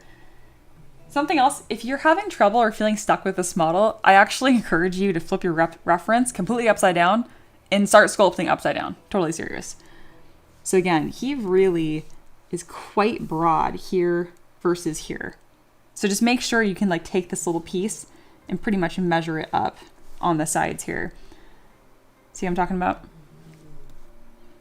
Make sure that you have that there. I really like what I'm seeing though, especially that you have these like subtle floating bones here. These horns are so cool. One thing that's gonna be really fun for you to dig in once you're at that point is like these little tiny striations on the horns. That's gonna be a really cool texture. That's gonna separate it from the rest of it. Very cool. You're already starting to kind of figure out that striations texture here too. This is probably my favorite part in the model right now, is how you're detailing the deltoid and this little flap of skin right here. You can actually see the back of the models. The fact that you added that in is fantastic. Very proud of you. Keep on cooking. Up next, we have Max, which is Mal in the chat. All right, I gave them 2 assignments, a hair practice and a create something fun and simple. This is before they watched the video and then they watched it afterwards. It doesn't look like there's an update on that beard, which is totally fine. Oh, no, you applied it to a whole character. Fantastic. Hiya, I'm working on a project to improve. Go away, Cloud Drive. There we go. My skills outside assignments, but I'm stuck on a couple things. All right, sounds good. Let me go ahead and give you a timestamp and we'll get started. Reviewed at 1 hour 40 mark. Bam. And you say, so hello, Max. This is where I am so far, and here's the reference. I'm struggling with the teeth and the leaves around the orbs, With the teeth, I want to use the curve brush. But when I'm trying to create two tubes next to each other, it connects them. Is there a way to fix this? And with the leaves, I'm not sure what the best technique to add them. As far as the leaves go, I would probably just grab a sphere, smoosh it down, and taper it. And as far as the curved brush being a pain in the butt, I know what you're talking about. Let me show you. So I just have this blob here. Don't worry about it. Grab my curved tube brush, and if I click and drag, and you mentioned, of course it's not visible. Here we go. So I click and drag, no problem, right? And then you mentioned when you click and drag another one, it's just kind of like connecting them or doing this. That's because you still have this dotted line is still visible. So make sure you clear your mask with Command, click and drag, and then click somewhere on your model, not off of it. You just click once somewhere on your model and see how that dotted line goes away. That's what's going to let you do multiple. So I'm drawing a line, click, drawing a line, click. So there you go. And as far as the leaves go, you could actually use the same brush and just kind of do like a little flip shape like this. I'm going to smooth it out really quick here. Inflate, and there you go. You got kind of like a little leaf here, and then you can duplicate it in like a little circle formation here. And then from there, you can go ahead and throw in that eyeball or whatever that plant is. There we go. That's roughly the shape of what you're looking at for right here. Yeah, so that's how I would do that. I don't know whether to add different subtools for each leaf or the best way to go about it. Yeah, I just make one leaf and then copy it. Whether it's the same subtool or not is up to you. I think having a subtool for each one would be a little silly. You could just make them all in the same subtool but different polygroups. Watch the video, complete the sculpt, and ZBrush crashed before I saved it. But I've also completed Create Fun Simple using the techniques learned in that video. This is the work I did next to the reference. I used the demo head and didn't worry about facial features. But I think I've done all right on the hat and the hair. I'd say so. I can already see a huge improvement in the hair here versus before you watch the video. So I'm very proud of you for that. Like, see how rough, or how, not rough, but how stiff the hairline is here versus with this more practice, you've kind of sunk it in there a bit and it's a bit of a more of a natural flow. So good work. I love to see it. Awesome. Also, what a fun character to work on here. You're getting very, very close to project work where you won't have assignments in the same format I've been giving them to you, but instead you're going to pick a project such as what you're already doing here. And we'll work on refining that, which is going to be very exciting. Let me make sure you have all the fundamentals. You know what? I'm going to throw a curveball your way if that's okay. I'm going to have you start practicing sculpting a head from scratch. This is very challenging. Consult with me absolutely anytime. I want you to get more practice and not having stuff look good so right away. And a head will humble you really nice. Not that you need humbling. It just, I want to make sure that when you come across roadblocks and things that are really tricky and challenging, like a face, you don't feel discouraged and you get the workflow and the practice of iterating and starting over, if that makes sense. Because when you're learning how to sculpt a head, you really don't want to rework it over and over and over again. It's so much better if you just give yourself 30 minutes every day and start a new head every day, as opposed to work on one head that you painfully resculpt and rework over and over again. So yeah, let's just get your first head assignment drafted. And again, stay low poly. It's not going to look fantastic the first 10 times, and that's the point. By developing this muscle now, you're going to become a much stronger artist. Just trust the process. Hey, Paint's here. Hello, hello. Perfect timing. I'm bringing up your assignment. Paint says, okay, here we go. Thank you, that helped a lot. You're welcome. I will likely make a new layout soon like the one that you made. I see what you mean when it comes to making condom items just here. Yeah. Would be okay for this to be a submission, and I hope you have a great holiday. Aw, thank you.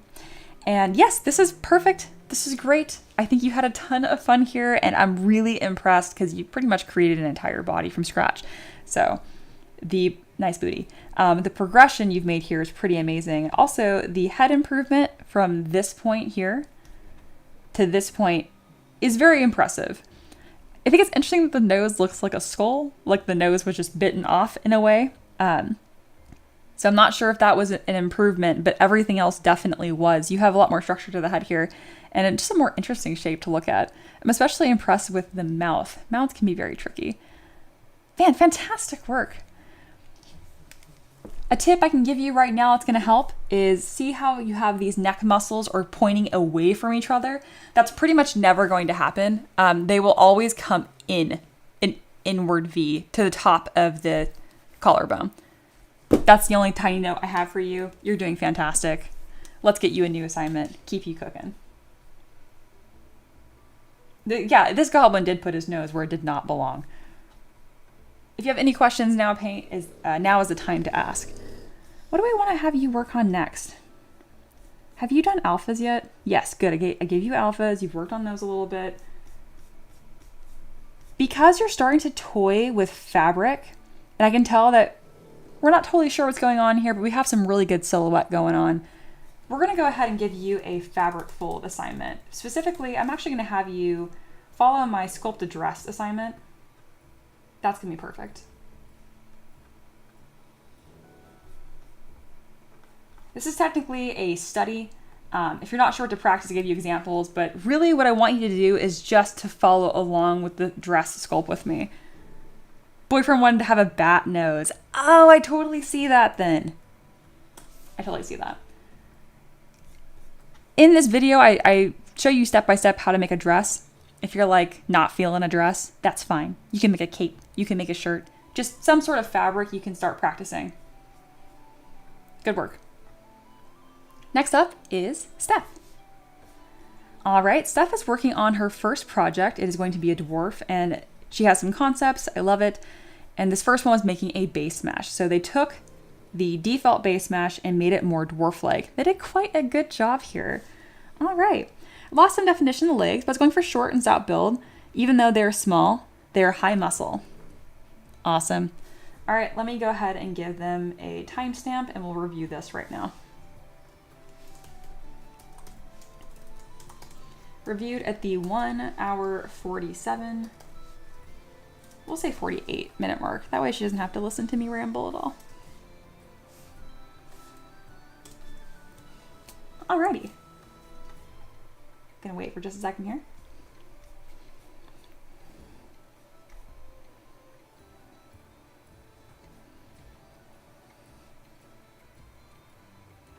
Perfect. Okay.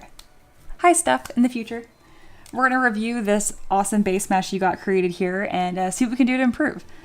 In the future, don't be afraid to send me even more references or angles, but just from the front, I can actually give you quite a bit of feedback here. All right, I'm going to take a screenshot and do a little sketch over. As far as like how strong of a start you have here, it's super strong. Everything I'm doing here is just to improve what you already have. But the fundamentals here are really, really strong, and you'll be able to create a character from this. Especially your first character, I'm so excited. One of the big things I noticed I liked right away is that you didn't lose the curve of the collarbone. That's actually really impressive. Good work. Same with your deltoids and then the bicep. It's nice and defined, which you mentioned you want him to be muscly, so great work on that as well. I see you have really, really tapered neck muscles, so it's like those lats poking through. That's also great. Don't be afraid to broaden his shoulders even a touch more and really give him this like top box sort of look. So I noticed like right here, his crotch kind of got weird and lost. So what's happening here is that the thighs and the abdominals here aren't sure which one's winning. So what I would do is I would actually shorten the legs just a touch and then define this crease a little bit better.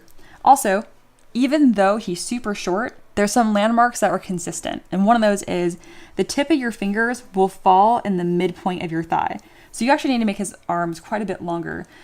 Or conversely, you could make his legs a bit shorter. So I do both of those. But whenever you're done kind of moving this around just a little bit more, make sure that the tip of the fingers fall at the midpoint of the thigh bone, so the femur. I would also take your move brush and just kind of make it so these knees stand out a little bit more. And then same thing right here. These are perfectly straight and they wouldn't be. There would be a slight taper there as well. And since he's a dwarf, don't be afraid to like give him like really big hands and really big feet. That was a lot of little tips and feedback. You can implement as much or as little of that as you would like, especially since this is your very first project. I don't want you getting too bogged down in the details and think like it has to be perfect. I just want you to be loose and have fun with it. I'm already so proud that it looks way different than the base mesh you started with. So good work. I'm really proud of you. So those are the tips I recommend to improve that base mesh even further. If you watch this and you're like, I don't want to do any of that, let me know. That's totally fine. I'll give you the next assignment. You can start working on assets. Because I know sometimes if you've been working on a base mesh for long enough, you just want to move on, and that's a-okay. If you have any questions, please let me know. All right. I think that's all of the students. Matt is right here. But we were talking about something different, so you guys don't get to see that. What did Matt say? Yeah, Matt is all good. Did not need me to review anything. Tabard Knights have pinged me. That's just Aloha with the awesome graphic. Sweet, we are all caught up. I love it, I love it. Are there any questions in the chat? This is open up to students and non-students. Yeah, Corey, where have you been? It's been forever. Happy to have you back. All right, what is going on here? There we go. We've missed you. I love this aggressive love in the chat. Empress says, ooh, this has me excited. It's like being a freshman, seeing the juniors and seniors doing fun things.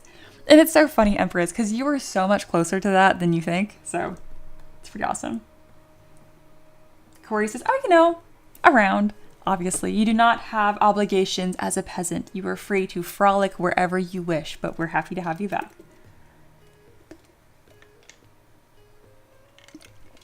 All right, Empress, what is your question?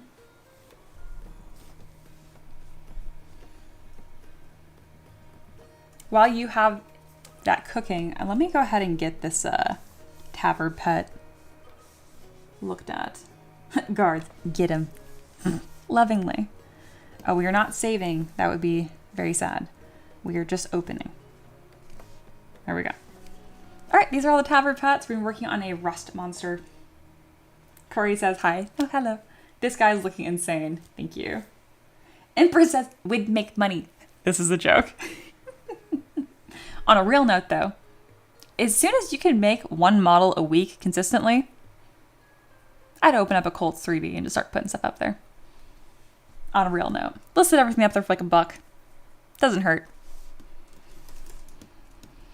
All right, we're making a rust monster, which is super challenging.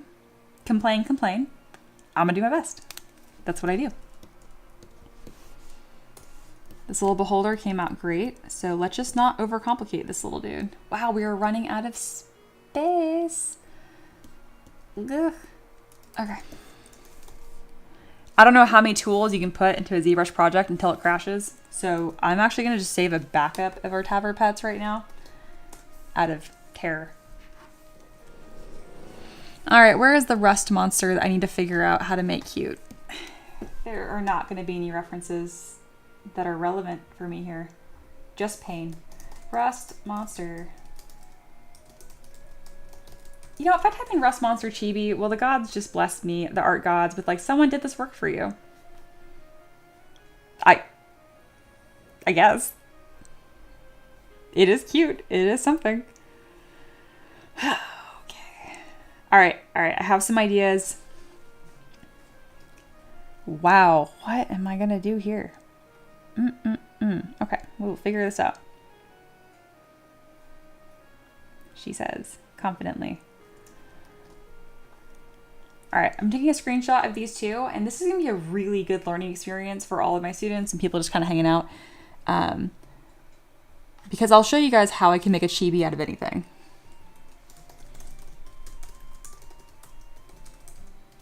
This will be a chibi in like 15 minutes. Let's go. Emperor says, okay, on the real though, would you encourage students to try and do experiments or projects on their own? And what should they look for? Oh yeah. Do whatever you want in your own free time too. If you're gonna have a bad attitude and be hard on yourself, then don't. But if you can like experiment and have fun without expecting to like create the Mona Lisa in your free time, then yeah, always experiment. But if you're not quite ready to fly the nest and without being a jerk to yourself, then no. Corey says to Reaper, I disappear a lot. Mia knows this. Yeah, he disappeared for like 2 years. It's just part of their nature. I love that too. They're seasons. Right now it's a season of Corey, and then it'll be not the season of Corey, and they'll be back again. You guys don't know. I mean, this is an in-demand dude. All right, copy, paste, and we're going to create. All right, so when you're making a chibi of something, there's some rules that you abide by. One of those is proportions, and they live and die by their silhouette. So the head is going to be as big as everything else. Simple as that. It's a 1-to-1 ratio. Head, literally everything else. The next thing is, what are the secondary forms that are essential to this critter? And let's talk about it.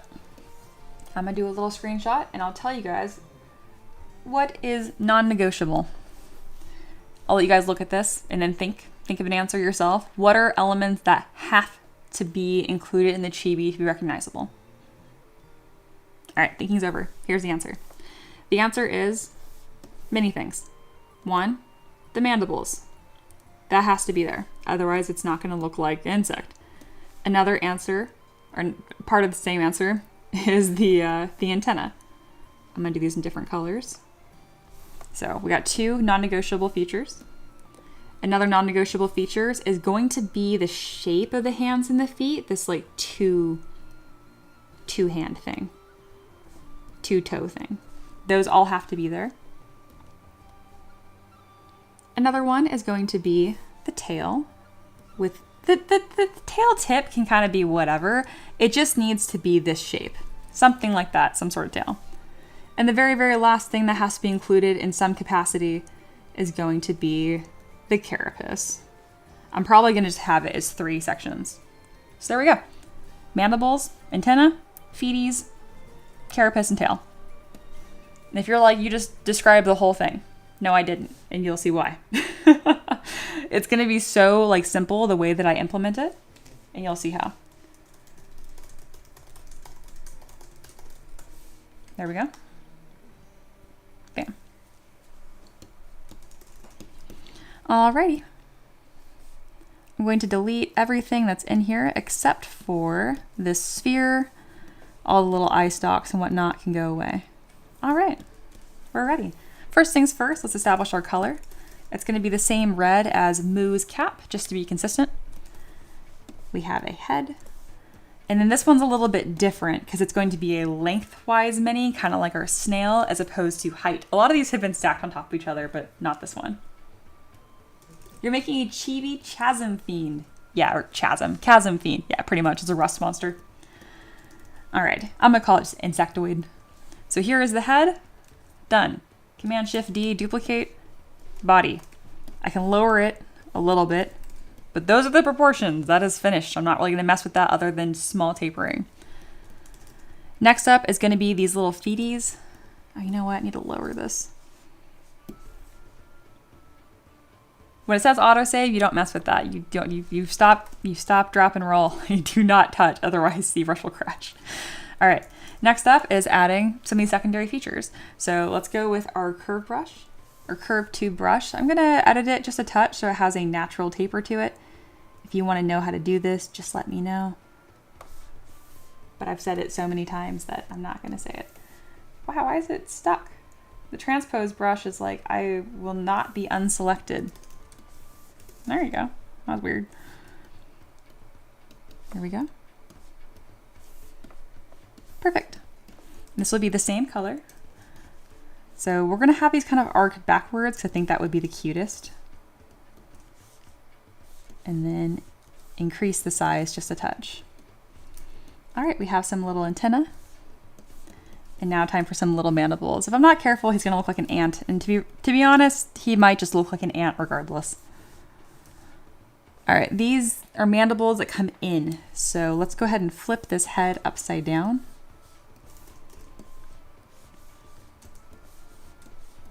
There we go. I'm making everything quite large and exaggerated, and that's just part of chibi. There we go. Next up are some eyeballs. I'm gonna click Insert Sphere, click and drag, and then split into its own piece. The lower you can get the face, the cuter it's gonna look. And this is definitely going to be a mad boy. There we go. This might be our first Taver pet that does not have little blushies on it. And that's just because the mandibles are pretty much gonna sit where that's supposed to be. Here we go. Ooh, that's a fun little shape there. Next up are the legs. Are there only 4? I feel like there should be 6. There's 4, that's fine. With the legs, we're gonna use curved tube as well. Yes, also don't stare, ZBrush will also crash. Accurate.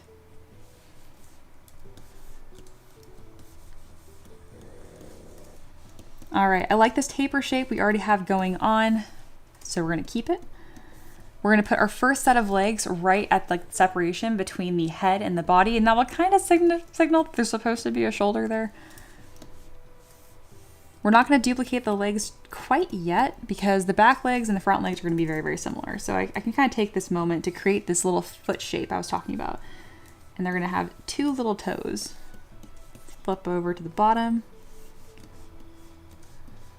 There we go. There's 1 foot, 2 foot. I don't mind if they're kind of different sizes. That actually can play nicely as well. Autosave, don't move. It's like red light, green light. There you go. All right, we got these little feet.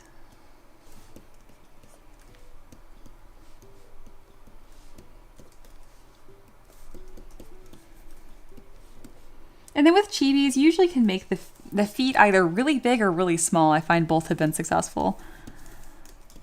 All right, we'll merge this down and then Command-Shift-D, quickly duplicate, bring your gizmo with W, and there you go. This looks ridiculous. I love it. All right, I like the stance he has going on here, but from the front, I want to read a little better. So I'm gonna tuck in the front legs a little bit and then really kick out the back legs.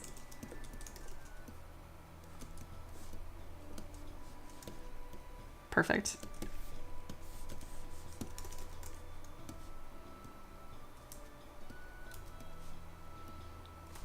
Next up, so the other secondary features we don't have yet are the carapace and the tail. Corey says, Mia, I like how even the fully armored one, yeah, that's Carl, has the little blushies. Yeah, they're necessary. Emperor says, I have confusion. How are you adjusting the taper size without going back up to the curve menu? Oh, I am adjusting the size of the brush, not adjusting the taper. So what I'm doing is, so I click and drag like this. And if I want it to be bigger, hold down spacebar, click and drag your draw size to whatever size you like. I'll go larger. And then when you hover over the curve line here, that dotted, bam, it will update. Same thing goes with making it smaller. So yeah. So it's not adjusting the taper. That's been locked in on this graph I did here. It's adjusting the size, which I know sounds like I'm being pedantic, but it is important to mention that it's different. All right, it's time to create this tail.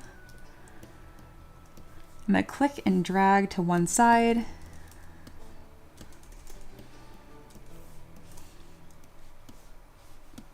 And this is really the only asymmetrical element it's gonna have. Let's kind of tuck that up because again, by putting the tail off to the side like this, we have now made the body 50% bigger, see? We can't have that. 1-to-1 ratio only, which means this tail needs to be kind of inset to respect that. See how that's cuter than that? Chibi.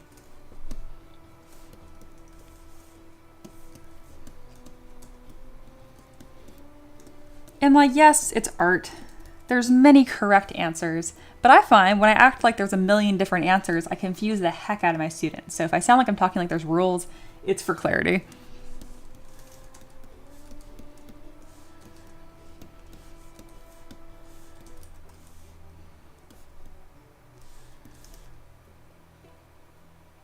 Empress says, ooh, oh. Aloha also takes notes. Very good. That's a really good question too, Empress. Anytime you guys see stuff like that and you're like, wait, how the heck is that happening? Let me know, because I do my best just to kind of narrate what I'm doing the whole time. But the reality is, if I just fire hose you guys with every step, then nothing gets highlighted, you know? All right, the tail is complete. Now it is time to start creating these like carapace-like structures. I don't really know how I'm gonna do this yet.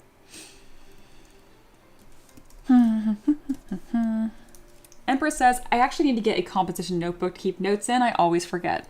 What I do is I draft a text message to my husband and I just put notes in that. And if I accidentally send it, it's just funny. But then that's something I can actionably do right now.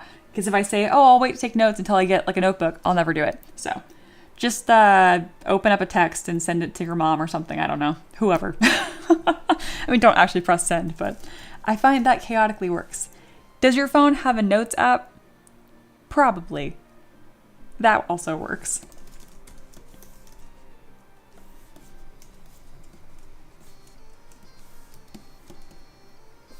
All right, trying to create this carapace-like structure thing. This is where things can really go sideways.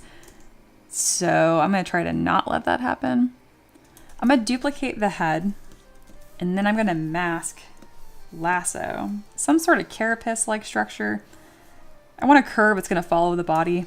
Command W to polygroup that one piece. Delete hidden, polish by feature, so that way that line isn't all nasty. And then we're gonna Z-remesh a few times. Corey says, you're the master of carapace. You got this. Aw, thank you. And that rhymed. I appreciate you. This is why we missed you. Emperor says, but the chaos of is today the day I actually pressed in on accident is too funny. Yeah.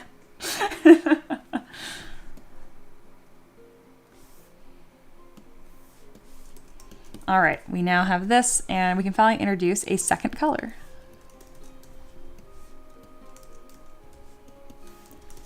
All right, we have our second color and we start building his little hat.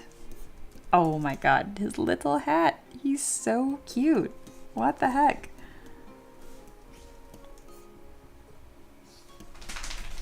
Oh, the goblin is awake.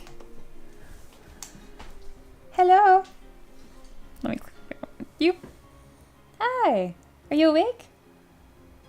Get some water. Your water bowl is just over there.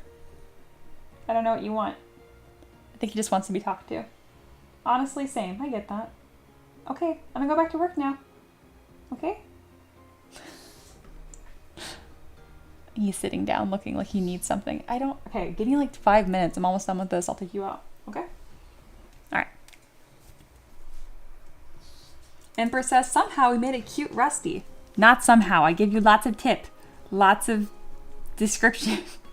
Speaking of rules, little recap. How do we do this? 1, head and body, same size, 1-to-1.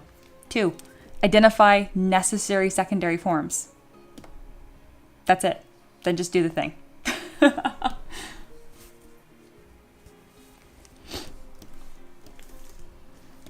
All right, I do need some thickness on this, but I'll just deal with that later. This really isn't the right shape. On all the references, it comes upwards like this, but then it looks like he has a receding hairline. So we're just gonna see if I can get away with this artistically. There we go. We'll turn on double, and then I'm gonna duplicate this a bunch of times. Corey, that's exactly what he's being like right now. And I'm like, I literally just took you out. You cannot act like this. He's like, I don't remember that. Alrighty, another carapace. Okay, if you keep licking your mouth, you know I'm gonna yell at you. I hate that sound. Oh my God, he's being so cute right now though. You see him, his little tail? I know. We're getting up close here. Okay, yeah, he's gonna throw a huge fit. All right, we got like 5 minutes before break. Empress, step 1, find shapes. Step 2, draw owl.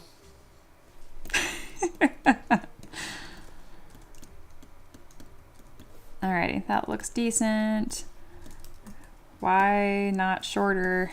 This isn't working, but it's really close to working. So I just need to make the body carapace pieces a different shape. That's fine. That actually doesn't surprise me. There we go. Become the same color.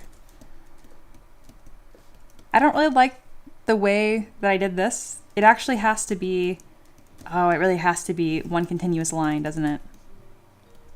That's a problem for future Mia to solve.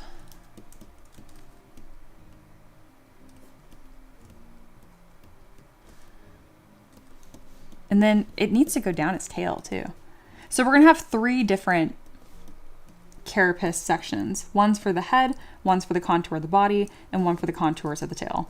But for now, we're just gonna really roughly duplicate this shape all the way down.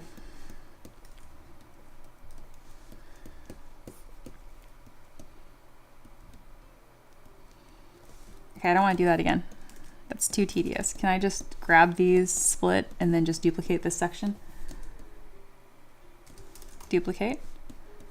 Move. Yeah. That was faster.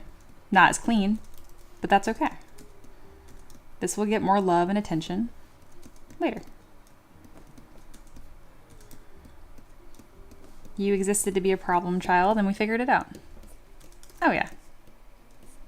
Cute. And then we're gonna go ahead and temporarily merge all of these down just so I can add some, I'm gonna simulate thickness. Otherwise, the silhouette's gonna look a little silly. So I need to go to merge down. There we go, they're all connected right now. And then really quickly I can go to dynamic, smooth subdiv to 0, and then add thickness, assuming the offset's -100. Otherwise it's gonna add material on the top and the bottom, and that's not gonna solve the problem I just described. There we go. There we go, I got little armored platelets. We're also going to go through and create more of this 2-tone color scheme, assuming ZBrush will poly paint. There you go. I think it'd be cute if just the toenails were darker. I think we did it. Needs some cleaning up, but there you go. Hey, Blaze here. Oh, I was definitely working off a very specific reference of an emaciated man's back and scapula. I'll send it over so you can take a look at what I was working on. Thanks for the update. Awesome. I love that you did that. Good, good, good. All right, we have accomplished. Speaking of, if you have any questions for me, let me know. Always good to see you tune into the live stream. You got time. I also want to take a moment to, like, I know your life's been really busy, and I just love that you've been sticking with art still, like just diligently a little bit each week, you know? Way easier said than done. So the fact that you're doing it, I hope you take a moment to feel proud of that. Because if you always do this thing where you're like, oh, well, I could have done more, I could have done this, blah, blah, blah, blah, you can always say you could have done more, you know? So just take a moment to be like, hey, I did anything at all. Awesome. All right, yeah, and the shape on the back here will need to be perfectly round. So there's this needs to terminate more like this, and then I'll blend those in. But that's for future Mia problem. For now, current Mia gets to just revel in the success of goofy little guy. My dog is throwing a fit. Would you wait like 5 minutes? He's like, I am a dog. I have no concept of time. Just now. All right, I think we did a pretty damn good job though. Emperor says not to be a mini Blaze of the stream, but the antenna, were they done that way because of chibi rules or artistic freedom? They were done that way for no real strong reason. And I think you're right that they need to be tapered a little bit. And then if I want, wow. He just like walked around, just like threw himself on the floor. Relax. All right. I do think Empress is right and has brought up a point of visual interest that would benefit the model. And she's harassing me. I would like to file a complaint. I really do think though that they take the time to create a couple little sections of fuzz, the model would benefit a lot. So I'm going to do that really quick.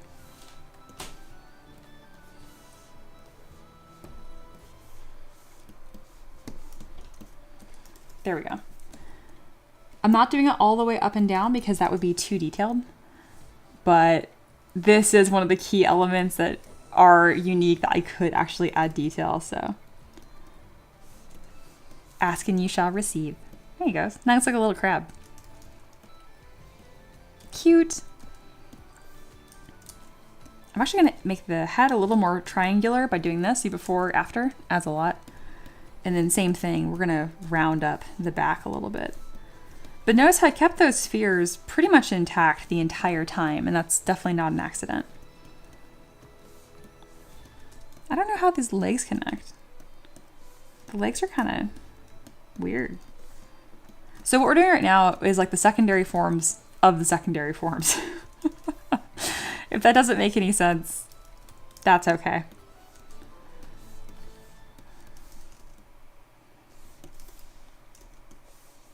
There we go.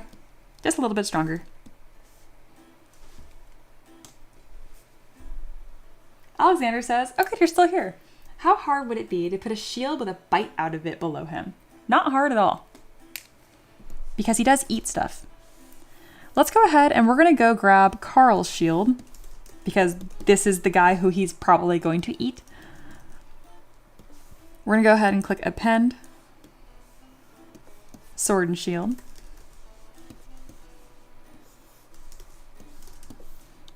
Just have this one shield visible. And then I'm going to try to use the...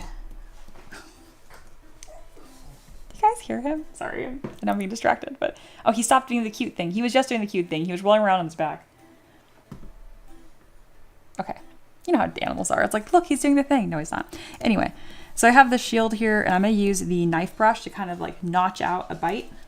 And we'll see how that does.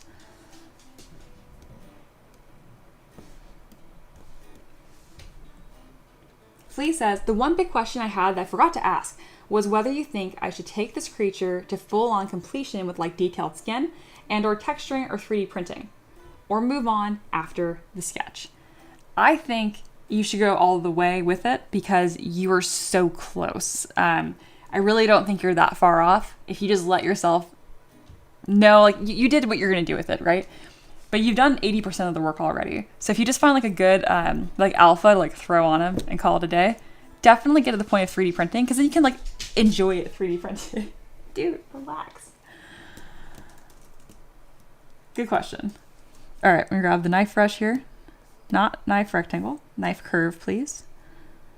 Yes, knife lasso. All right, and let's see if I can get that classic, what was it, like 3-tooth little bite? Something kind of like that.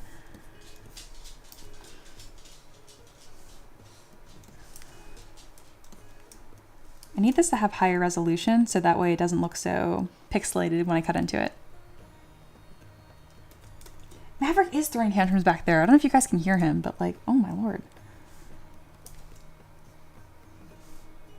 I'm picking like the hardest section to like put a bite out of. Yum, yum, yum. Yum, yum, yum.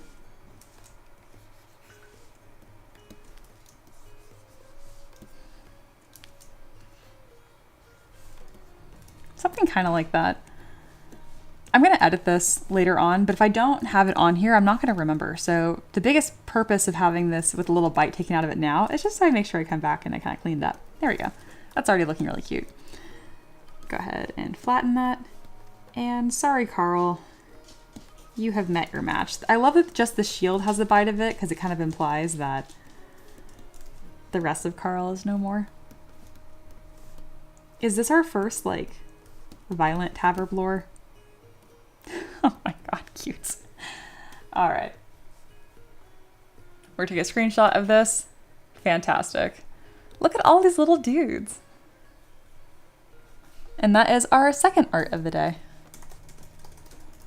I'm feeling really proud of that. That came out fantastic. All of the Taver pets are going to see some improvements and some detail work added to them before they're officially released.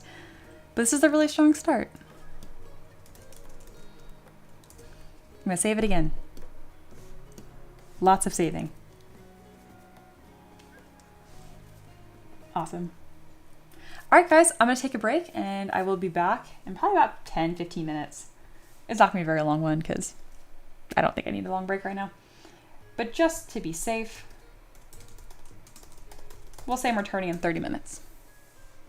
All right, y'all. You get to enjoy Aloha's out-of-date graphic. Thank you, Alexander, for the donation of 20 memberships. And Alexander, your request for the Taver pets, they're adding a lot of much-needed variety here. This is our first insect other than buzz, a bee. It's our second insect.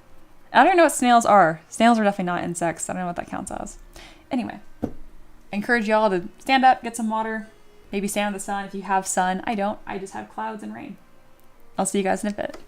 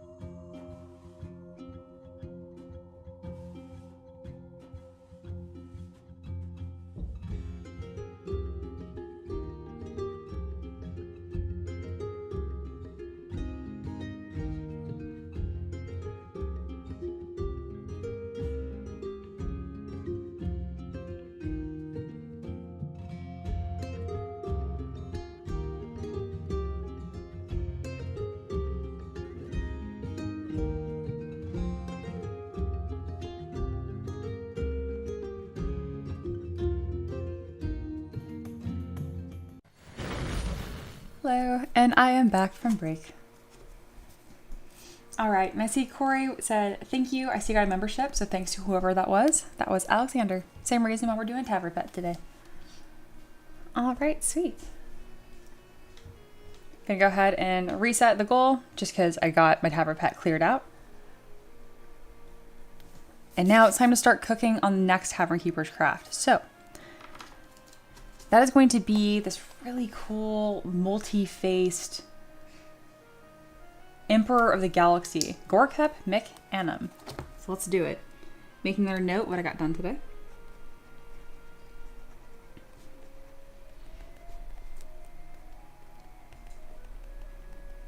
There we go. And let's start on this new project. Corey says, sweet, thank you to Alexander. Very nice.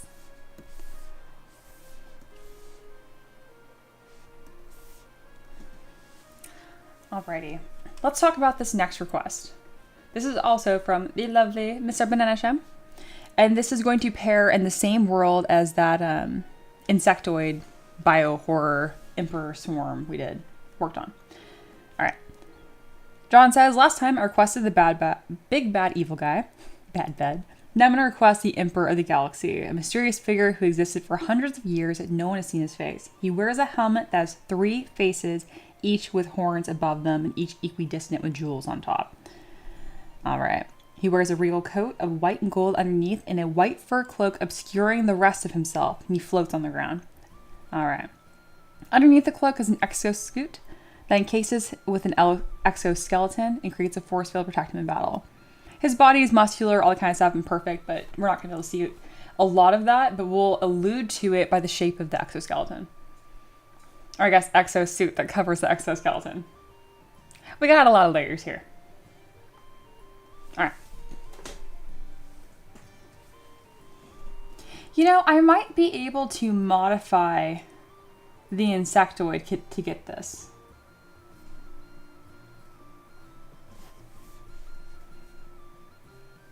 Which is not the way I planned to create this. Huh. I think it'd be interesting if we created John's second request from the first one. Let's see if that's going to play out nicely. Especially because I didn't go with the digitigrade legs. This might be an option. We will call this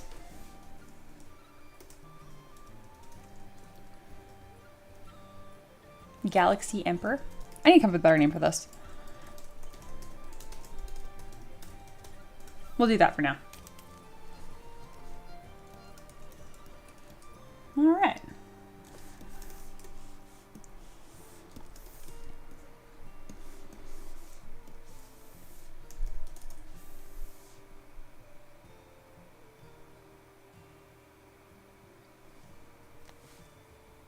Aloha says, I was going to put the Bugman in the chat to try to have a nice establishing link as both characters in the same world, but making him from the Bugman is even better. I like it. All right, so we're gonna do a little screenshot of our Bugman here and start creating this other world. I'm gonna go with that castle, fancy castle floor that I have. I've been getting a ton of use out of this.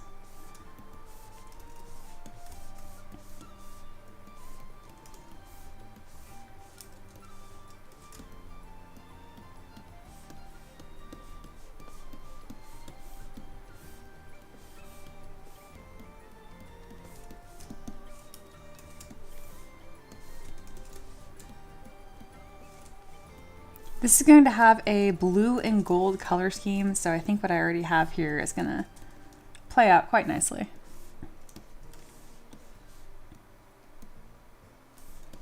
Perfect. And some sort of nice metal boot on the simpler side.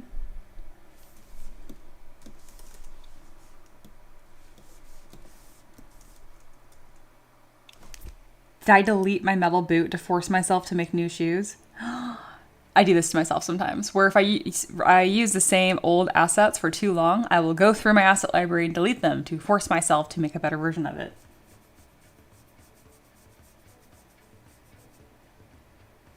I hate that. I hate that about myself, but that's fine.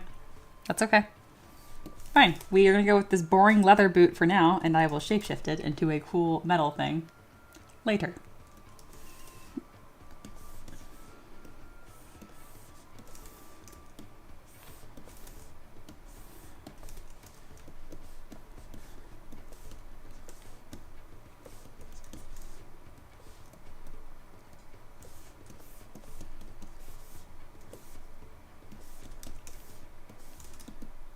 This has some good components for me to start with. I wish that these were different pieces, but they're at least polygrouped separately, so I can work with that.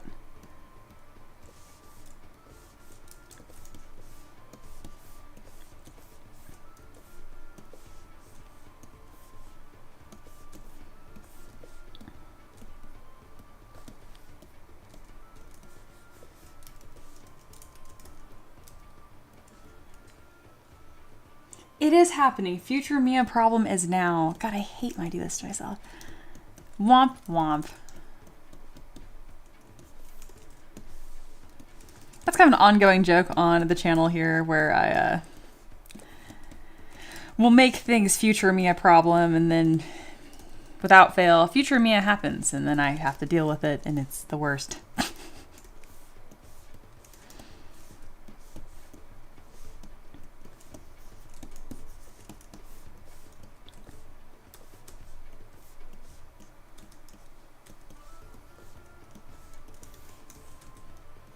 Yeah, this is going to work out quite well, I think. It's going to be a lot of reusing the same kind of structure to make this like exosuit, but not nearly as like bony and whatnot. So I'm taking a lot of components from my insectoid and simply coloring them gray. But again, this is going to be a human, so he's not going to be nearly as like emaciated looking in that bug effect we went for. So making sure to add volume onto his thighs, and I'm going to use move and backface mask to do that really quickly. And that means I believe he'll have a bit of a normal butt then, not weird insect butt.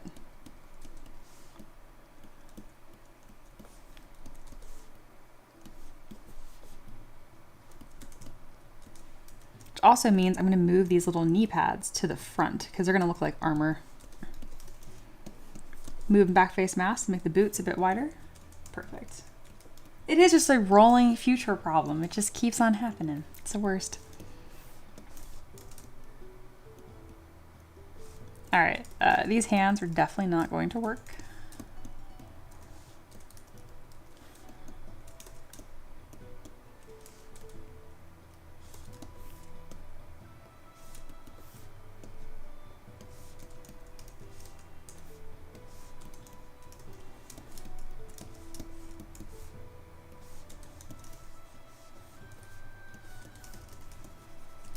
It's kind of fun, kind of working from scratch in a way here.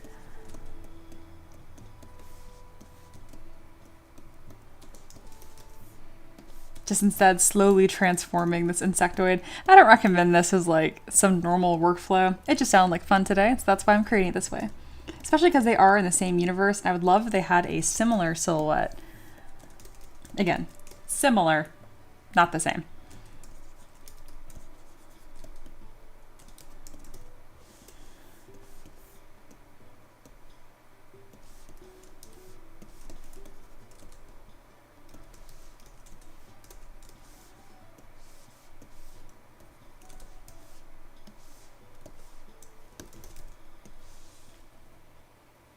Flea says, thought of a follow-up question. Do you have any suggestions for high detail / fidelity 3D printing services?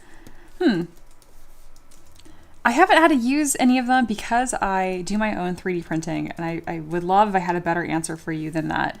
I have quite a few people that sell 3D prints of my work and do a fantastic job, such as Dewey28.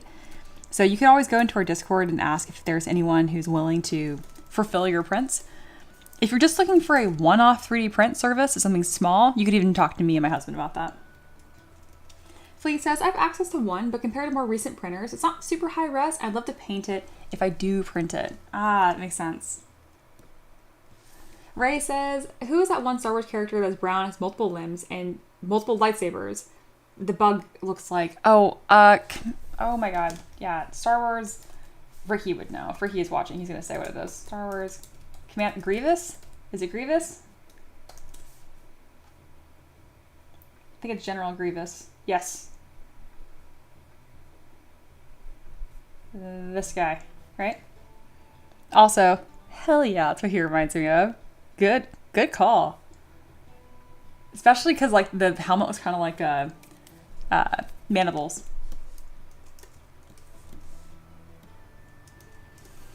All right, we're gonna create a fur coat thing out of this. So I'm just gonna simply merge that all together, make it nice and puffy. Nerds unite, I like it. I'm gonna make this all nice and fluffed out. And then it's a human, so he's not gonna have this weird bulging back thing. Same with this. I don't know if we're gonna keep any of this. For now, I'll just create the color of it. Same with this back carapace. We don't need that.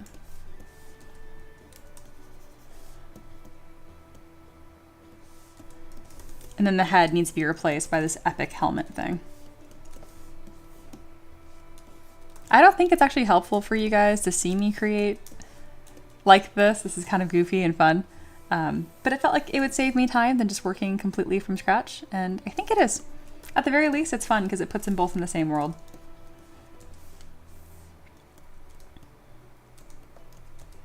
And again, this is a human, so a human. So I don't want it to be as hunched over. We're gonna fix his posture a bit here.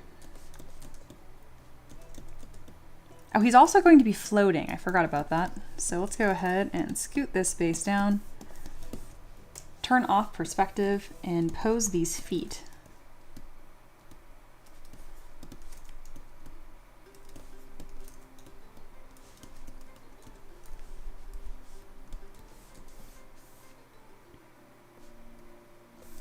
I really need to make new shoes. I say, and don't do anything about.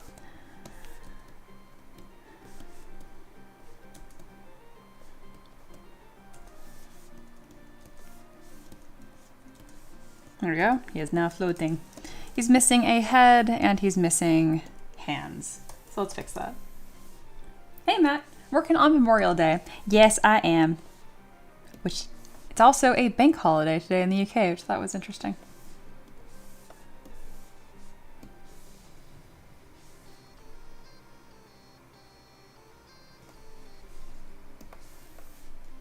All right. Shoulder sleeve hand, bring this in, and we'll go with this lankier, more spindly looking fingers, and then I can build up armor on top of that. I don't think I'm gonna need any of these pieces. Yeah, if I do, I'll make it from scratch.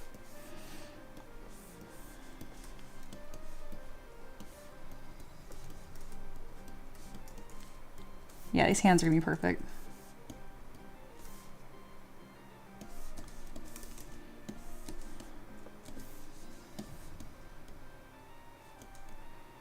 Adding some more volume here to kind of obscure like the bug shapes that this came from.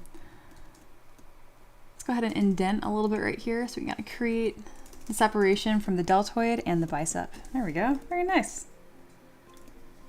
We're gonna lower this as well, kind of create more of a identifiable, kind of like breastplate. Again, this is also exoskeleton-esque, so we're gonna have a lot of similar design elements between the two.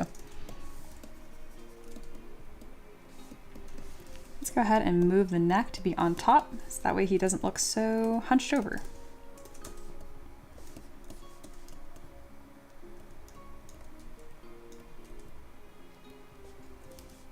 All right, coming along pretty nice.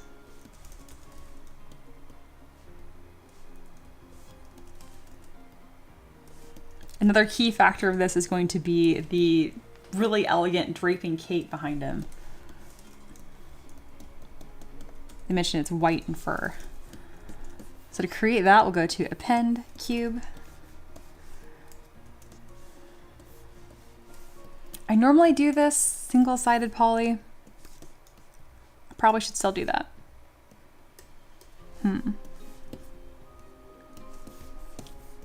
You know, I actually have a default cape I like to grab from, so I'll do that in just a second. That has some of those interesting organic, like ornate shapes that I want to introduce into this. Since he is an emperor, I want him to look more fancy and refined.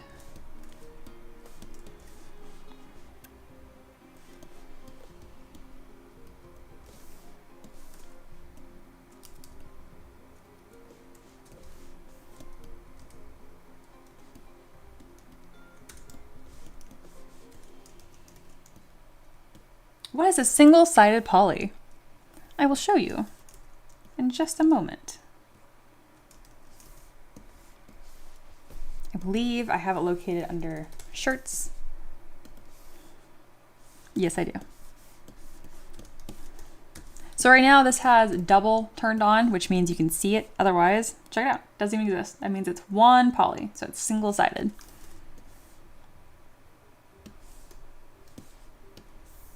Good question. This is what I use to add thickness to after the fact.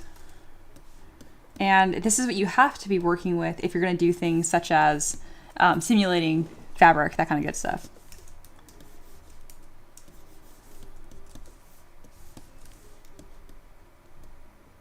There we go. That's looking very emperor-like.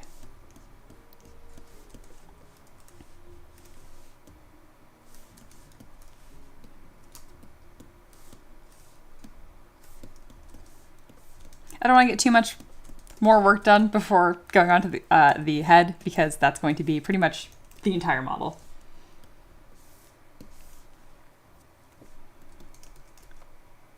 So even though he does have these really cool, like this fur white cape, I think adding even more of these like similar shape language, like this pointy, ornate look, the more of it I can integrate in, the better.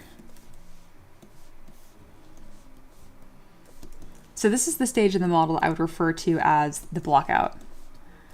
Just kind of playing with shapes, even though there are details on the model right now, they're not the priority at all. There we go. Having this metal and fur cape is going to look fantastic. Corey says, follow-up question. What is the benefit of having a single-sided like that? It's kind of similar to how I say, stay as low poly as possible. That's pretty much the gist of it. If there's only a single-sided polys, I can't have polys flip on themselves because there's only one. I can't create holes in the mesh because there is no mesh.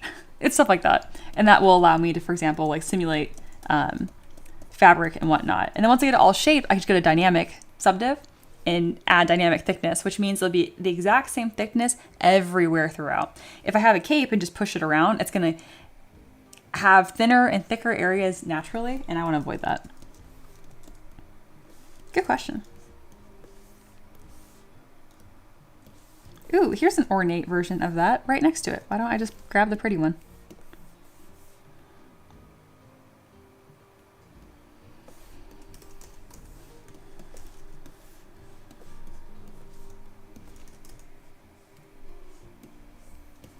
I'm gonna put these off to the side, and I might actually repurpose those for leg armor because the boots are looking very plain right now.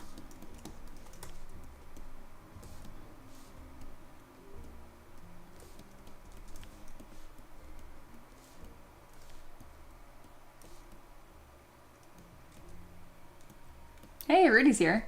Greetings, Mia. Just woke up, and greetings, fellow peasants. That's a nice sleep. Monkey sleeps like 5 hours a day. Then once or twice a month, I sleep like 15 hours straight. If it works, it works.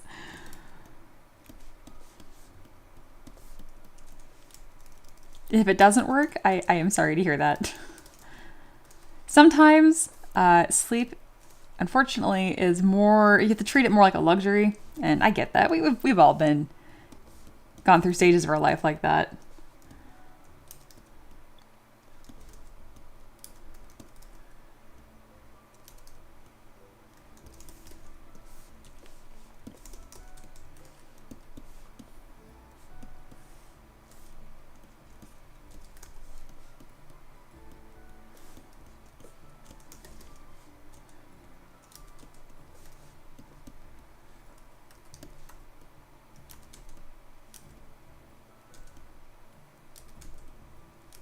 Like, I wish this was single-sided right now. That would be nice.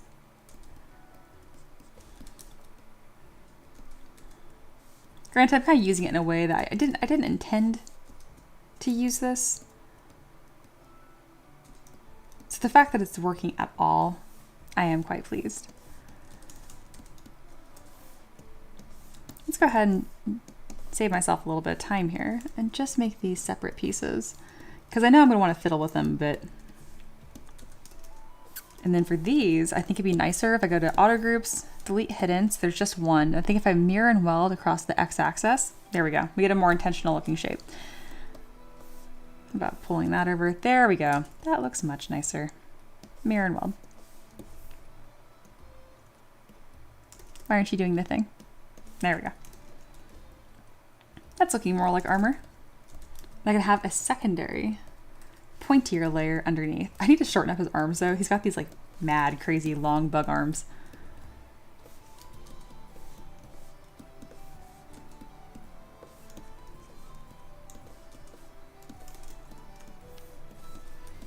We're gonna lower the feet even more because I really want to nail home the fact that he is just floating up there.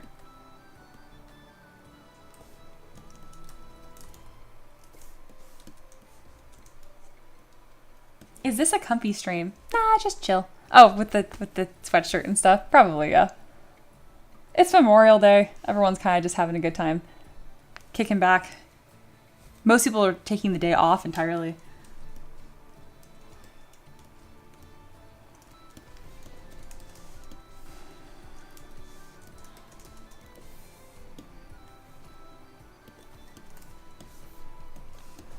All right, I'm gonna append a belt and start creating some shapes on his hips. I'm really just avoiding his head. That's going to be like the majority of the model and what's really cool about it. But all things in good time.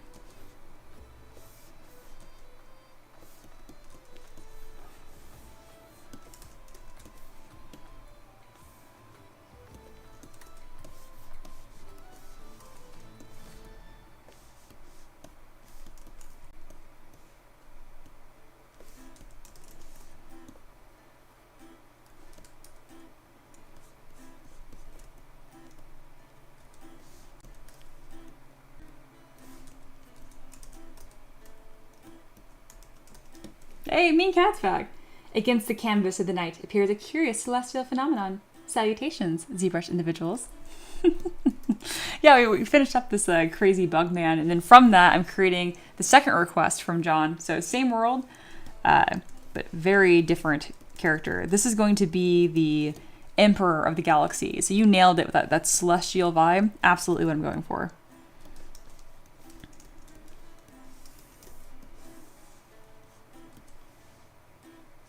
I think I'm gonna reuse the shoulder piece for some like hip armor as well. I want very, very similar shape language throughout. And I want him to look very fancy as well.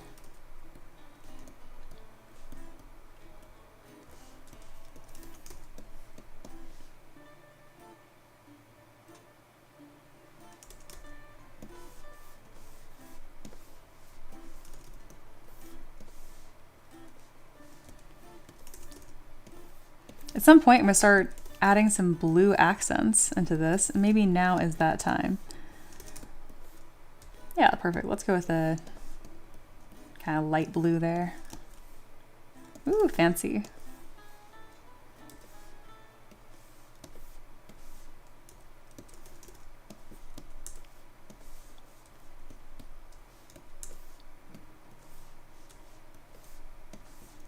Again, the poly paint is just for fun. It doesn't actually affect the 3D print anyway, but I sure enjoy doing it.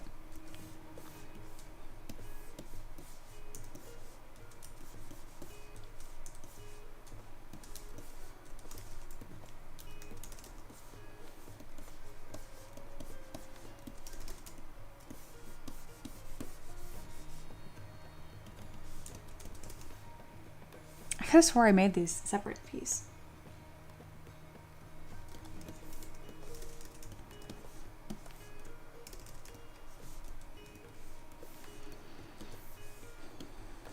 All right, I have this like tiered breastplate that I made a while ago that I can kind of just throw on top here to create some of those forms for me, nice and quick.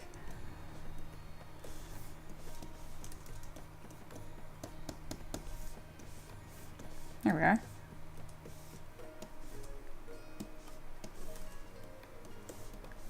Doesn't need quite this many layers, so let's go ahead and split that into its own piece and start fitting this to our character.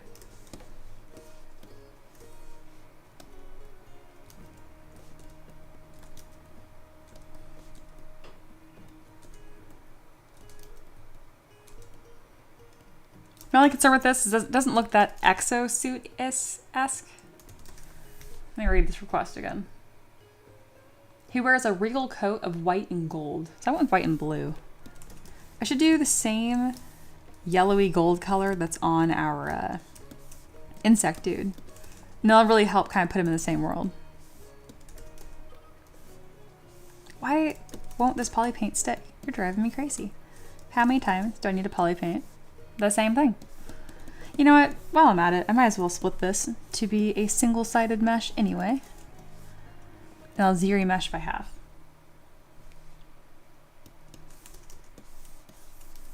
Oh, that's why, because there's multiple copies of the same. That checks out. I was gonna say, I'm like, I could have swore I've probably painted the same piece a few times now.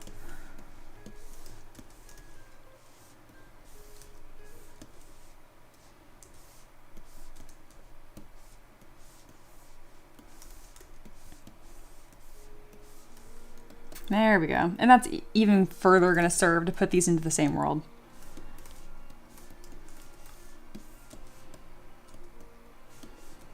These are John's characters, not mine, but there's now a little headcanon developing in my head. Well, I guess they are mine because I'm creating the actual visual interpretation of him. But he's the one that's using him in his D&D campaign. But yeah, no, I'm definitely creating a headcanon here. These are actually the same character. The Emperor is just like the face of the Empire. I'm like, oh no, don't worry about it.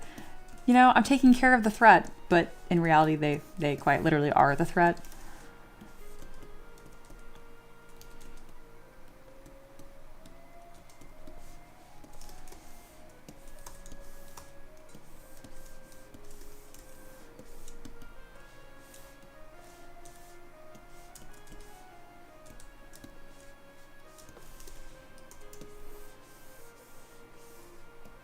I'm going to merge all of the arm pieces down and then just kind of put them higher up into his, you know, shoulder socket here because they're way too lanky.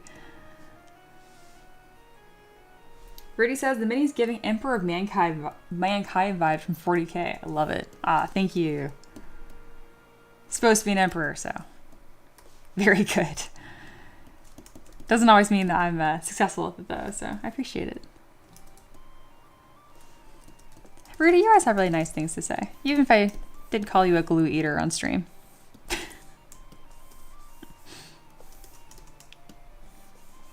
You know, Rudy, every single time you join a stream, Ricky and I always talk about it. We're like, Rudy was here again today. We just think it's the coolest thing.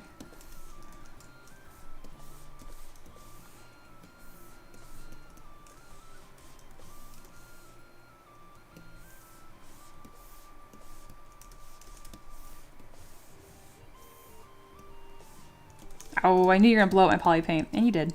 That's okay. Just like that, it's fixed. Mostly.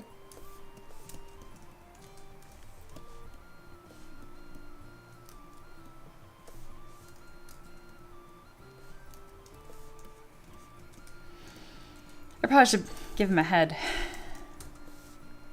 Do I have to, though? I mean, in some ways, this is even more intimidating. All right, so this shape got kind of lumpy and weird. I could go through and manually move everything around with the move brush, or I can make ZBrush do it for me. My favorite way to do that is just to add creases with my ZModeler brush and then click Polish by Features. So crease, edge loop complete, throw these on that kind of T-cross shape, and then on all of the loops on the outside. There we go.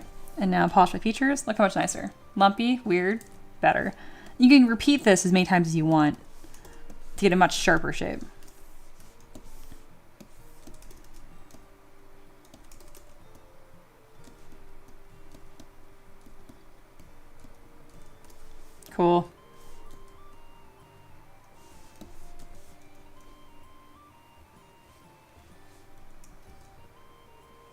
Monkey says, oh my, I just realized somehow I rewound the stream. I was watching, like, the beginning.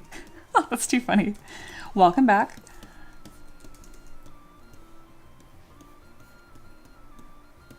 Probably like, wow, Mia's not talking to the chat at all.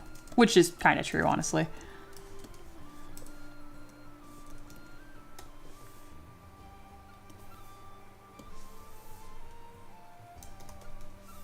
Corey says, I'm enjoying this armor a lot. Thank you, guys.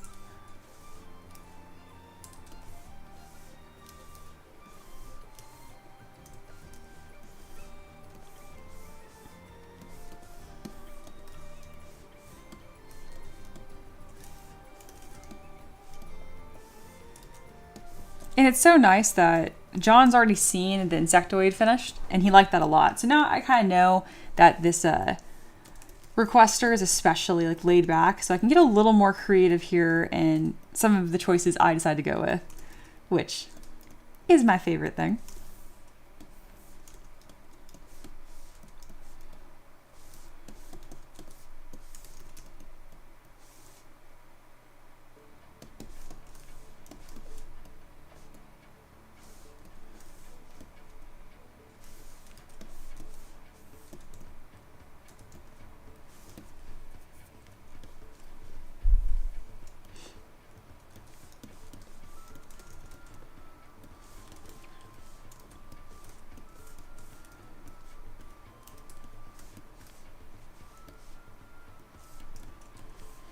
I've been working on so many complicated models. It feels so good to just work on something that I know how to do. You know what I mean? Something that I'm like, oh yeah, wham bam, I got it.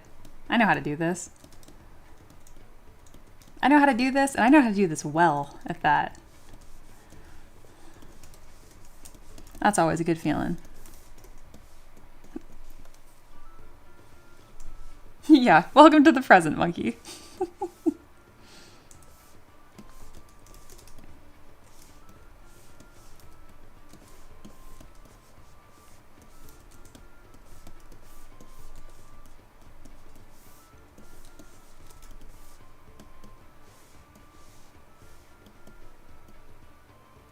Monkey says, I have seen the past. You don't want to go there.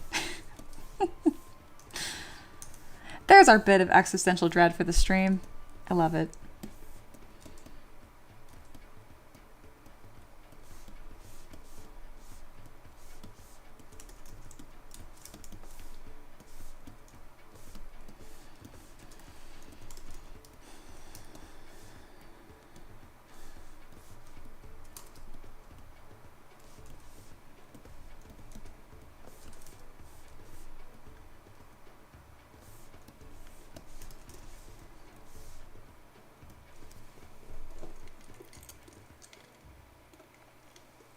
David says, oh, good evening. I figured you were off today.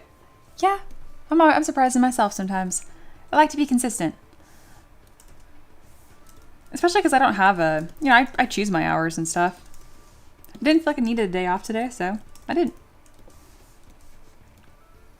Speaking of, I don't think I reviewed your work specifically on stream. We can grab you tomorrow, happy hour too. No worry.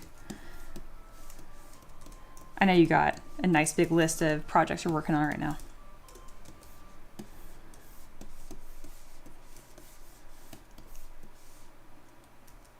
Yeah, I gotta keep that white. We can do a small gold underglow.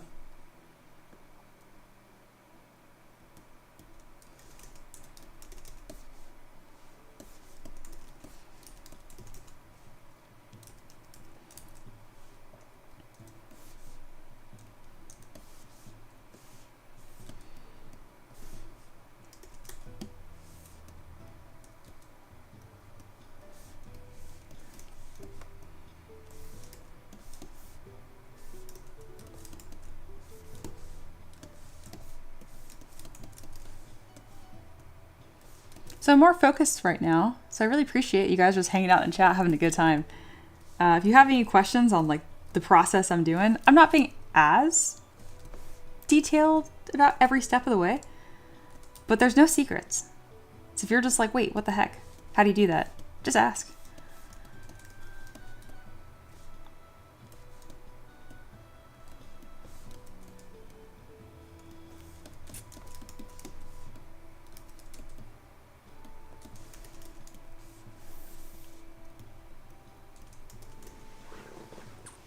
Oh yeah.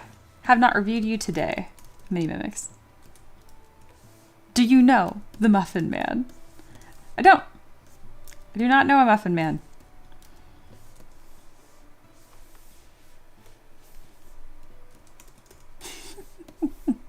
I think some inset gems are going to go a long way with this character. So I bring up my Gem and Diamonds brush, but also I think I can grab this really cool emblem right here and repurpose this in some fashion. This is a little confusing because I'm kind of like blurring the lines between block out and detail. But to be fair, that happens.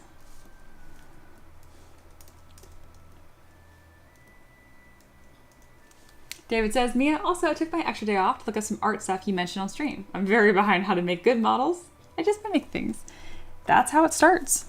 So I don't think you're behind. I think you're right on track in that case.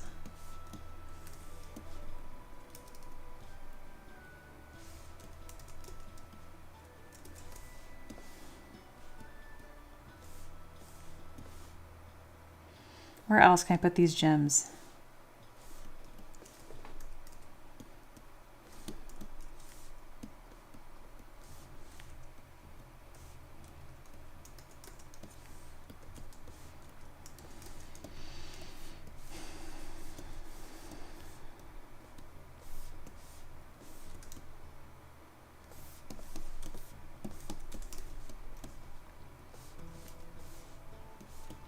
All right, let's go ahead and extrude some poly loops here. We have quite a few built up, so I'm gonna delete some as I go as well. We'll do extrude, poly loop.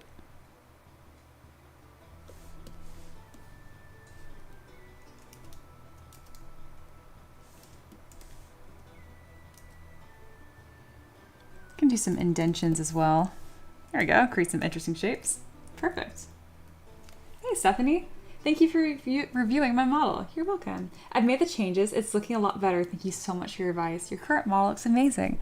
Oh, I must see. I must see.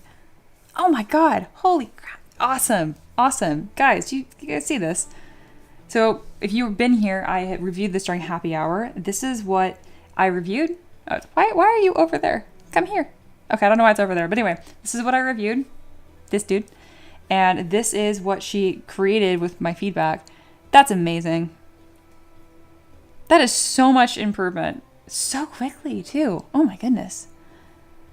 His pecs are getting a little low. You could scoot those up, I guess.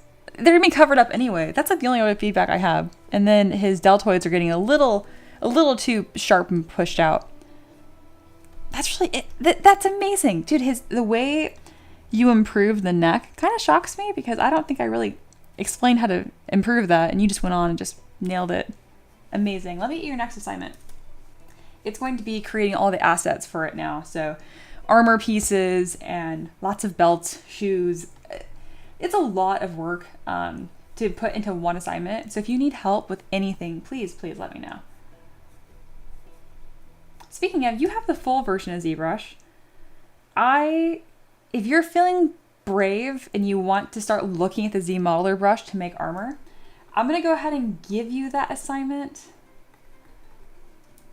But you don't have to do this. I'm good. Optional. And then the actual next piece of the assignment, I'll give to you right now. I'm so proud of you though. Like, that's crazy. So this is the block out. And that's pretty much what I'm doing now. And the block out is ridiculous because it's up to you to decide when it's going to be done. For example, I have this old image of mine. This is on Instagram. I made this model. I would consider this and this to be the block out stage. Either one of them. You can be this layered and detailed or not. Just don't go in with like tiny fabric folds or stitching or anything like that. Just do like big pieces. And that's the block out. But again, this is like your first time doing that, and it can be pretty open-ended. So if you feel stuck, let me know, and I'm happy to help you. I'm just so impressed. You made me look great right there as a teacher. I'll tell you that. Oh my goodness, love to see it. I bet Aloha is hyping you up in the chat right now. I haven't even looked, but I bet they are. because they love to see that too. Yep, there's Loa. Let's go. Huge progress. Yes. Amazing. Love to see that. Rudy also approves. Good, good. Oh, David says, Mia, one more thing. My friend started changing some stuff he wanted with the model, so that's getting an overhaul restart. Dude, I've been there so many times. I feel you. I feel you. Hey, just say it was good practice and move on.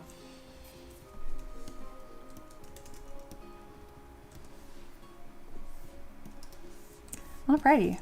We're moving right along for now. My Apple Watch is like, you've been sitting all day. I know, I'm working.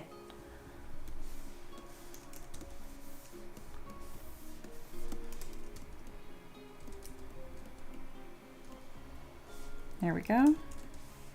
I really have to create a head at some point, don't I? The head is the most important part. It's going to be this helmet with like 3 faces on it. Oh, it's going to be so cool. And I've been really avoiding it because it's going to be awesome and really difficult.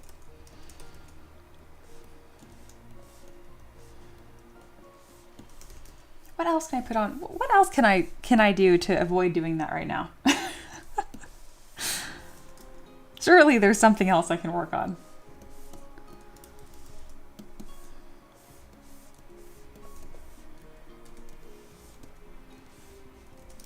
I think I can add some like cool contour lines here. It's gonna make it look more construct-esque and help place it in the world. Because even though it's not the swarm monster by any means, there still should be some like similar shape language. That's pretty simple. I'm doing right here, just kind of drawing on lines.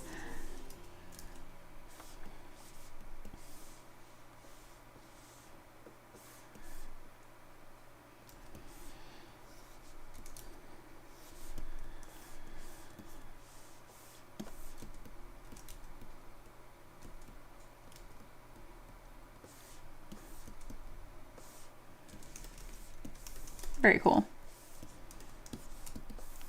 Let's see if I can extrude some poly loops on these, just to give a little more visual interest. I think they're looking kind of boring.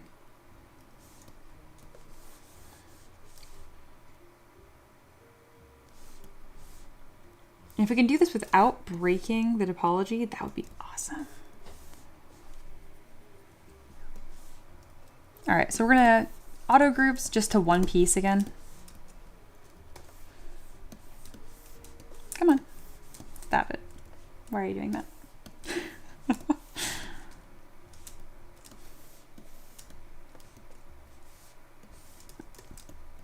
There we go. And then we're gonna keep repeating the operation mirror and well with local symmetry turned on. Just to get this nice and symmetrical. There we go. Also be very vigilant about any like weird polygon issues going on. Other than that, we're just fine. Stephanie says, you're an amazing teacher. Oh, thank you. I definitely recommend you to anyone wanting to learn. You're really helpful even with silly things. But I'm having brain fog moment. Looking forward to the assignment. Oh, awesome. And we all have those moments, 100%. I'm very lucky to have such good students. Seriously, I know it sounds cheesy to say, but you guys work so hard and it makes my job really fun. You know, that's the biggest thing I hear from teachers, like elementary school teachers looking at like a system, not like this one-off like private stuff. That's one of the hardest parts about teaching is teaching students that don't want to learn. And I'm very grateful that I don't have to deal with that at all. You guys are fantastic. Corey says, me and growing like crazy. So many names I don't know. Again, I know, right? It's been awesome. Corey has been familiar with my art and has supported me for such a long time. So I know it's been fun for them to see all the new faces and stuff.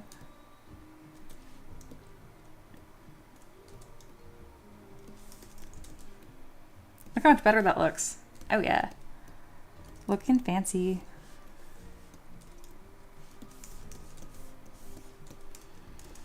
I think I'm just gonna leave these blobby and whatnot, and I need to make my own shoes.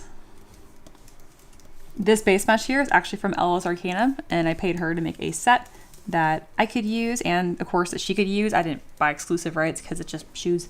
But I'm definitely at that point where it's like, nah, I gotta make my own stuff. I can make a better shoe. It is time.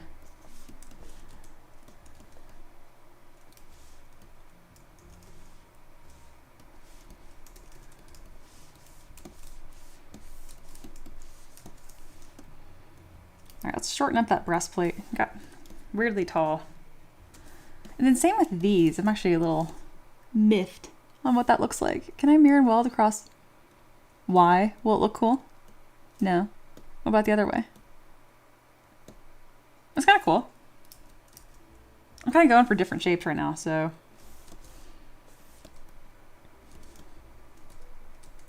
Sure, why not? So, Aloha and all my students that are watching, but especially Aloha, because they're in that intermediate phase, I use mirror and weld more. I just know you're not using it as much as you could be. Use it to make designs look better, to get something fresh and interesting, to just, it feels like a randomized button to me sometimes, even though it's not. Like, now I have this really weird, complicated shape. That's kind of fun though, you know? And I can now make new forms off of. And I probably wouldn't have known how to create this on my own, or not know how to create it, but I just wouldn't have had that envisioned. And now I've got something kind of cool and different. Notes. I like it.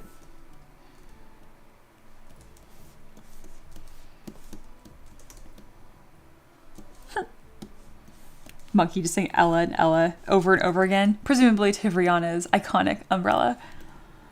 We don't make that joke enough around here. We really should.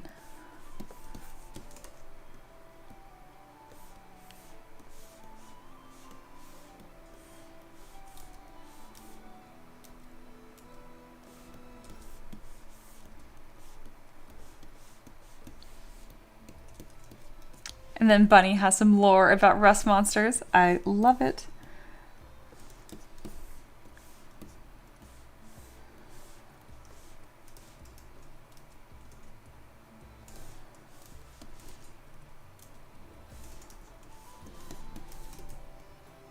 So since my spiel at the beginning of the stream where I'm talking about, like, I'm not going to push so hard to improve every single design like it's my new child, you know what I mean? Like, I can just, like, work and get stuff done and move on. This has been so nice. And you guys can kind of get a glimpse at the speed that I typically work when I'm off stream. Though, as of this year, I really don't do any sculpting off stream. Like, at all. But you get the idea.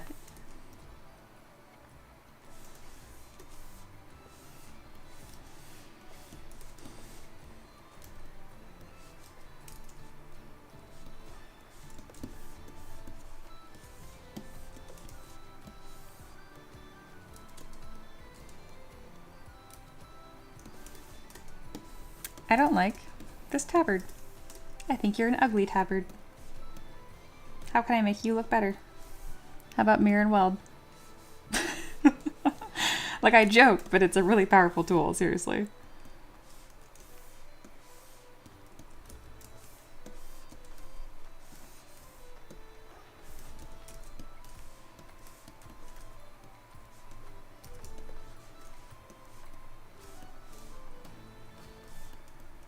This is one of those models where more symmetry, not a bad thing.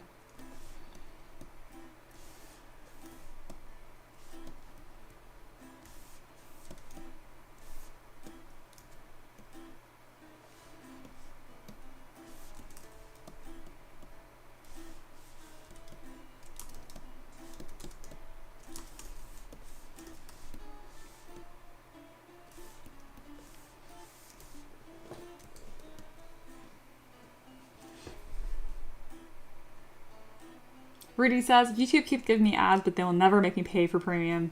I agree. 100%. I'm holding out.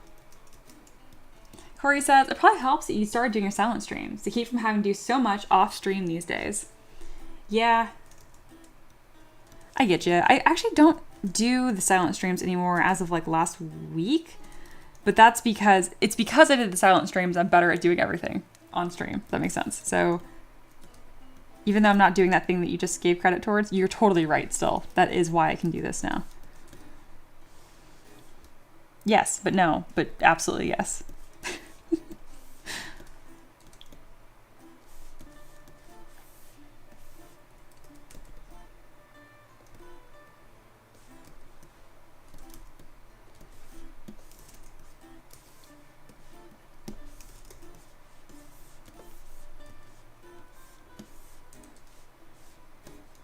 Corey's like, okay, I wasn't gone that long. Oh my goodness. I know things are always changing.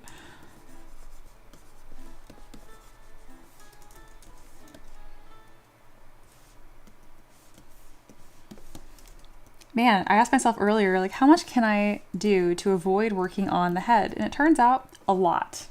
I can work on a lot.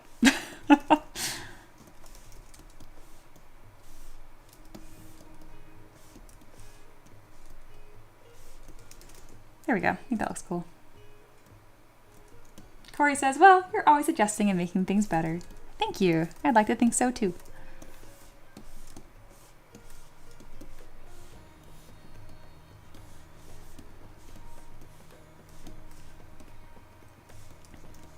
He might be looking a little too general than Emperor, but let's be real, this can end up looking almost exactly the same.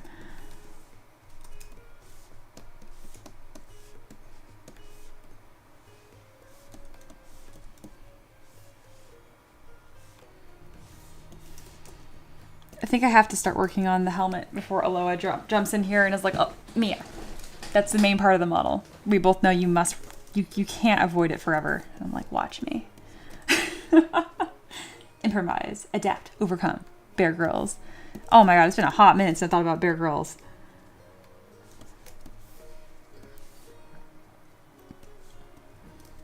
I watched a lot of that show. Soapfire says, I feel it. I missed a week and so much has changed. Then life for another week and it's different but cool too. At least I have more to catch up on and keep me company at work. Oh, that's a good attitude to have about it. I like it.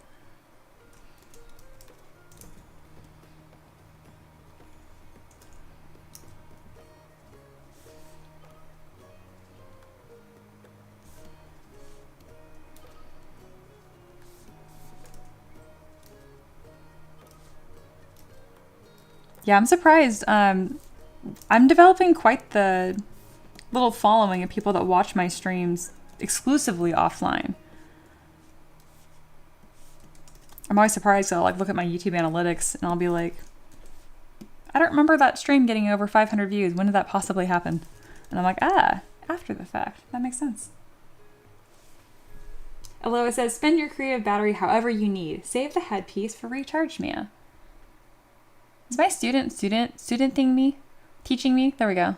You are. That's a really good point. No, you're totally right. Touché. Does this model have a wife asking for a friend?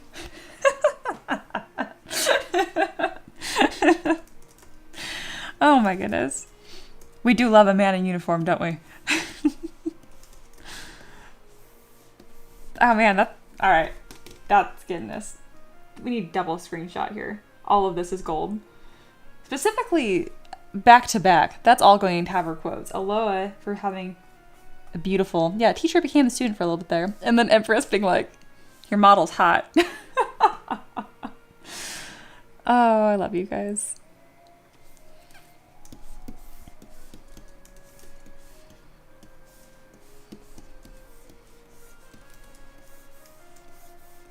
And today ended up being livelier than I expected. I thought today would be like totally dead stream because there's a holiday in the United States and it turns out there's also a holiday in the UK. But no, it's been great. I've had a ton of fun with you guys. It's crazy to think about, but like this year is the first time I really started streaming consistently. So it's only May. It's only been a couple months. I wouldn't expect to really see any significant growth until at least 6 months. So we're a little ahead of schedule from what I was expecting. As you can tell, because, oh my God, our infrastructure of keeping up with YouTube members and whatnot is much better thanks to Aloha. But my goodness, it was needed. I really appointed mods in like just the nick of time. Yeah, see, I saw that shape look boring, Aloha, so I scooted it over. Mirror and weld. Great.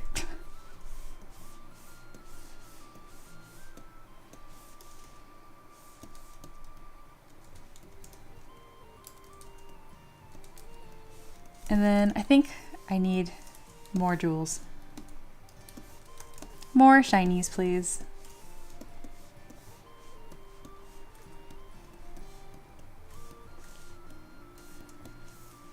And since I mirrored that belt, the jewel actually has more room to kind of stand out too.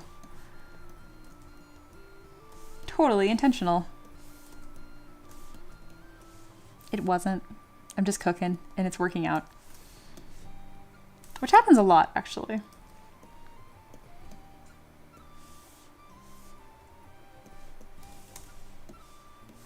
The only thing about mirror and weld is like you might end up getting some really funky, what in the world?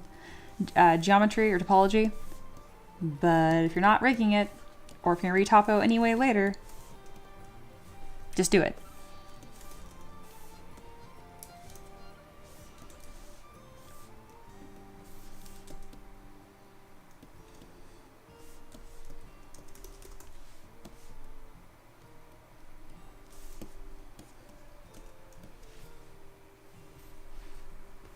And says for artists, holidays mean more work, less distractions in my book. I get ya.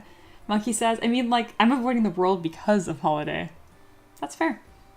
Aloha says, I've been quiet because I'm finishing my model. I spent like a week and a half on graphic stuff, so I slowed down a little bit, but we are so back. I now have the base and all, pose done, hair done. Oh, I'm so excited. So far says, I do feel like there needs to be a lore channel or weekly catch-up.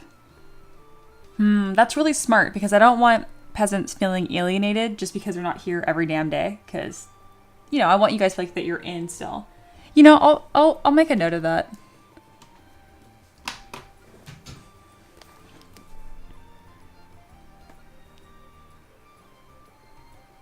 I'm gonna put that in our exclusive mod lore.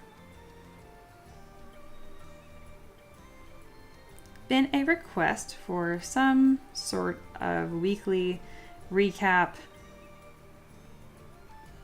lore. Goodness. Just noting here so I don't forget. I think that'd be really smart. And then like on Wednesdays, on Friday, I can do that little recap, and on Monday again. David says, Mia's gonna jump on for a smidge, but family event calls. I gotta go. Bye. Sounds good. And Ricky just released the new models on Patreon. Let's take a look. These are all things that I sculpted. Ricky pose, I post process, and it's a good one. It's a good one. Check this out. These are all available on Patreon now to 3D print. Oh, this is a big release too. Oh my lord. This was so much work. It was awesome. So yeah, this is request 159 to 163. We are so gonna hit 200 requests this year. Wow. Oh, and yeah, there's the Knuckle V3D printed. Hell yeah. Oh man, I'm so proud of that. If you want to know like what printer we use and all that kind of stuff, we have all that equipment listed right here. And the pirate construct. Oh my god. Cool, cool, cool, cool. So here is all of them 3D printed. And these are all this big. That's how big these pictures are. Amazing. And a reminder for anyone lurking, if you just want some 3D print stuff for free, I share a freebie every day.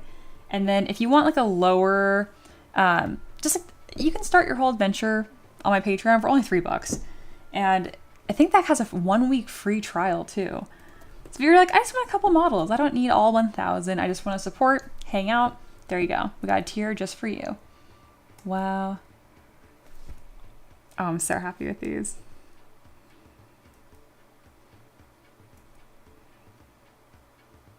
Oh, that's so cool.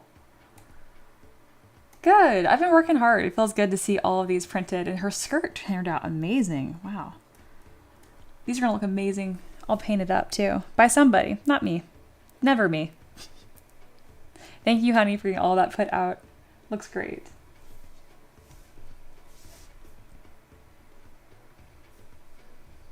Feels good. Get the releases going. We took 1 week off from a release. Just to kind of build the backlog and rest for a little bit. And it really worked out.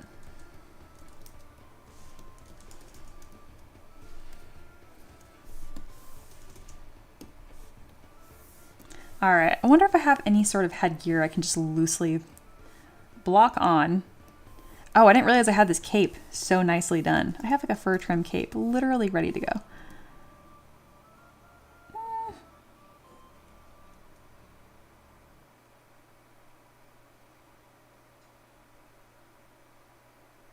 And a white fur cloak. Huh. I'll come back to that. As of now, though, this is looking great. I'm gonna load in a headgear asset library to see if I got anything. Empress says, these are always so good. Aw, thank you.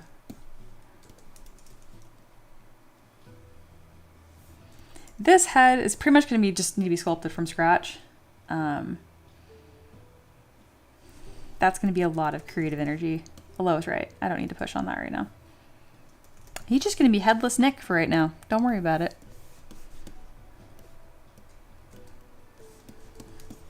Mr. Banana Sham's gonna be like, he is 3 faces short.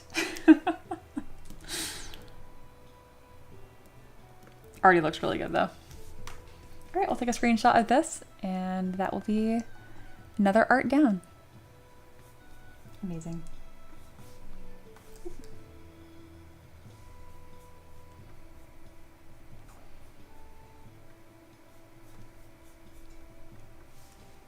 This will be the last art of the day.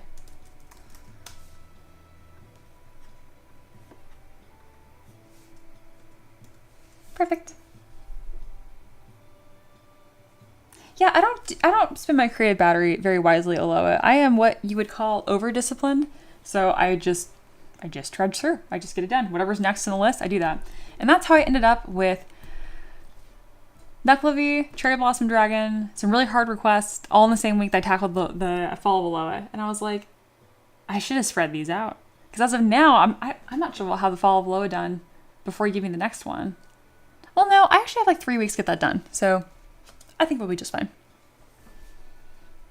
Ray says, oh my god, I finally got the boring, tedious stuff out of the way. Yay! Now I can do the monotonous stuff. Oh no, that's a synonym. I take back my yay. Oh no. It happens.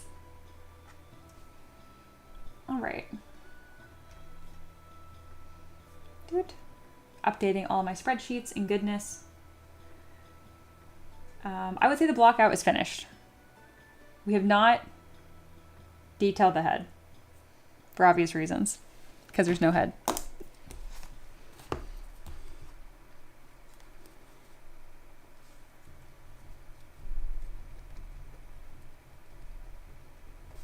Taking a note, we did the block out in detail.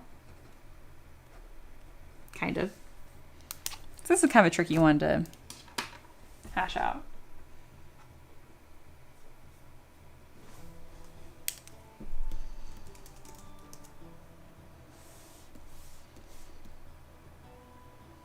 I feel like I have done a head that looks kind of like this at some point. He wears a helmet that has 3 faces, each with horns above them and equidistant with jewels. All right, I know how to do that. I'm not going to do that right now. Alo is right. What? Why? Why push so hard for no reason? Just be cool. Just don't cook too hard. Well, you know, with that, I'm going to say it's last call. This has been a great stream. Had a lot of fun with y'all. If you have any last minute questions, now is the time to ask. If you haven't already, check out my Patreon. It's already linked. I'll link it again. It is free to follow it. There is a big old button that says join for free. Click on that. You get free stuff every single day. And that is no exaggeration. Like, it's quite literally every single day.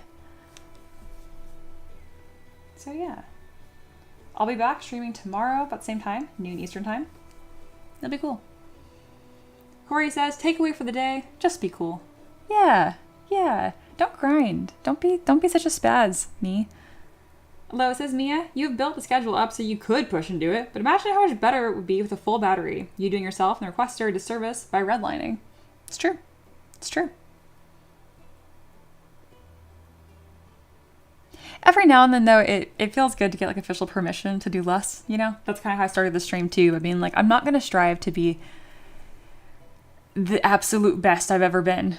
Instead, I'm just going to get some stuff done. And I know, like, this model looks fantastic. I have made pieces that look like this, and that's why I'm like, But the reality is you guys don't see it that way. You see all the beautiful nuance and detail, and I need to do that, too, a little bit, and kind of appreciate the maintenance of it. I don't have to just grind to be better every single sculpt, which I feel like is not typical like art community. It's always about, you know, the more tedious, the more hours, the better, and that's really just not the case. So yeah, thank you, Aloha. You're always very appreciated.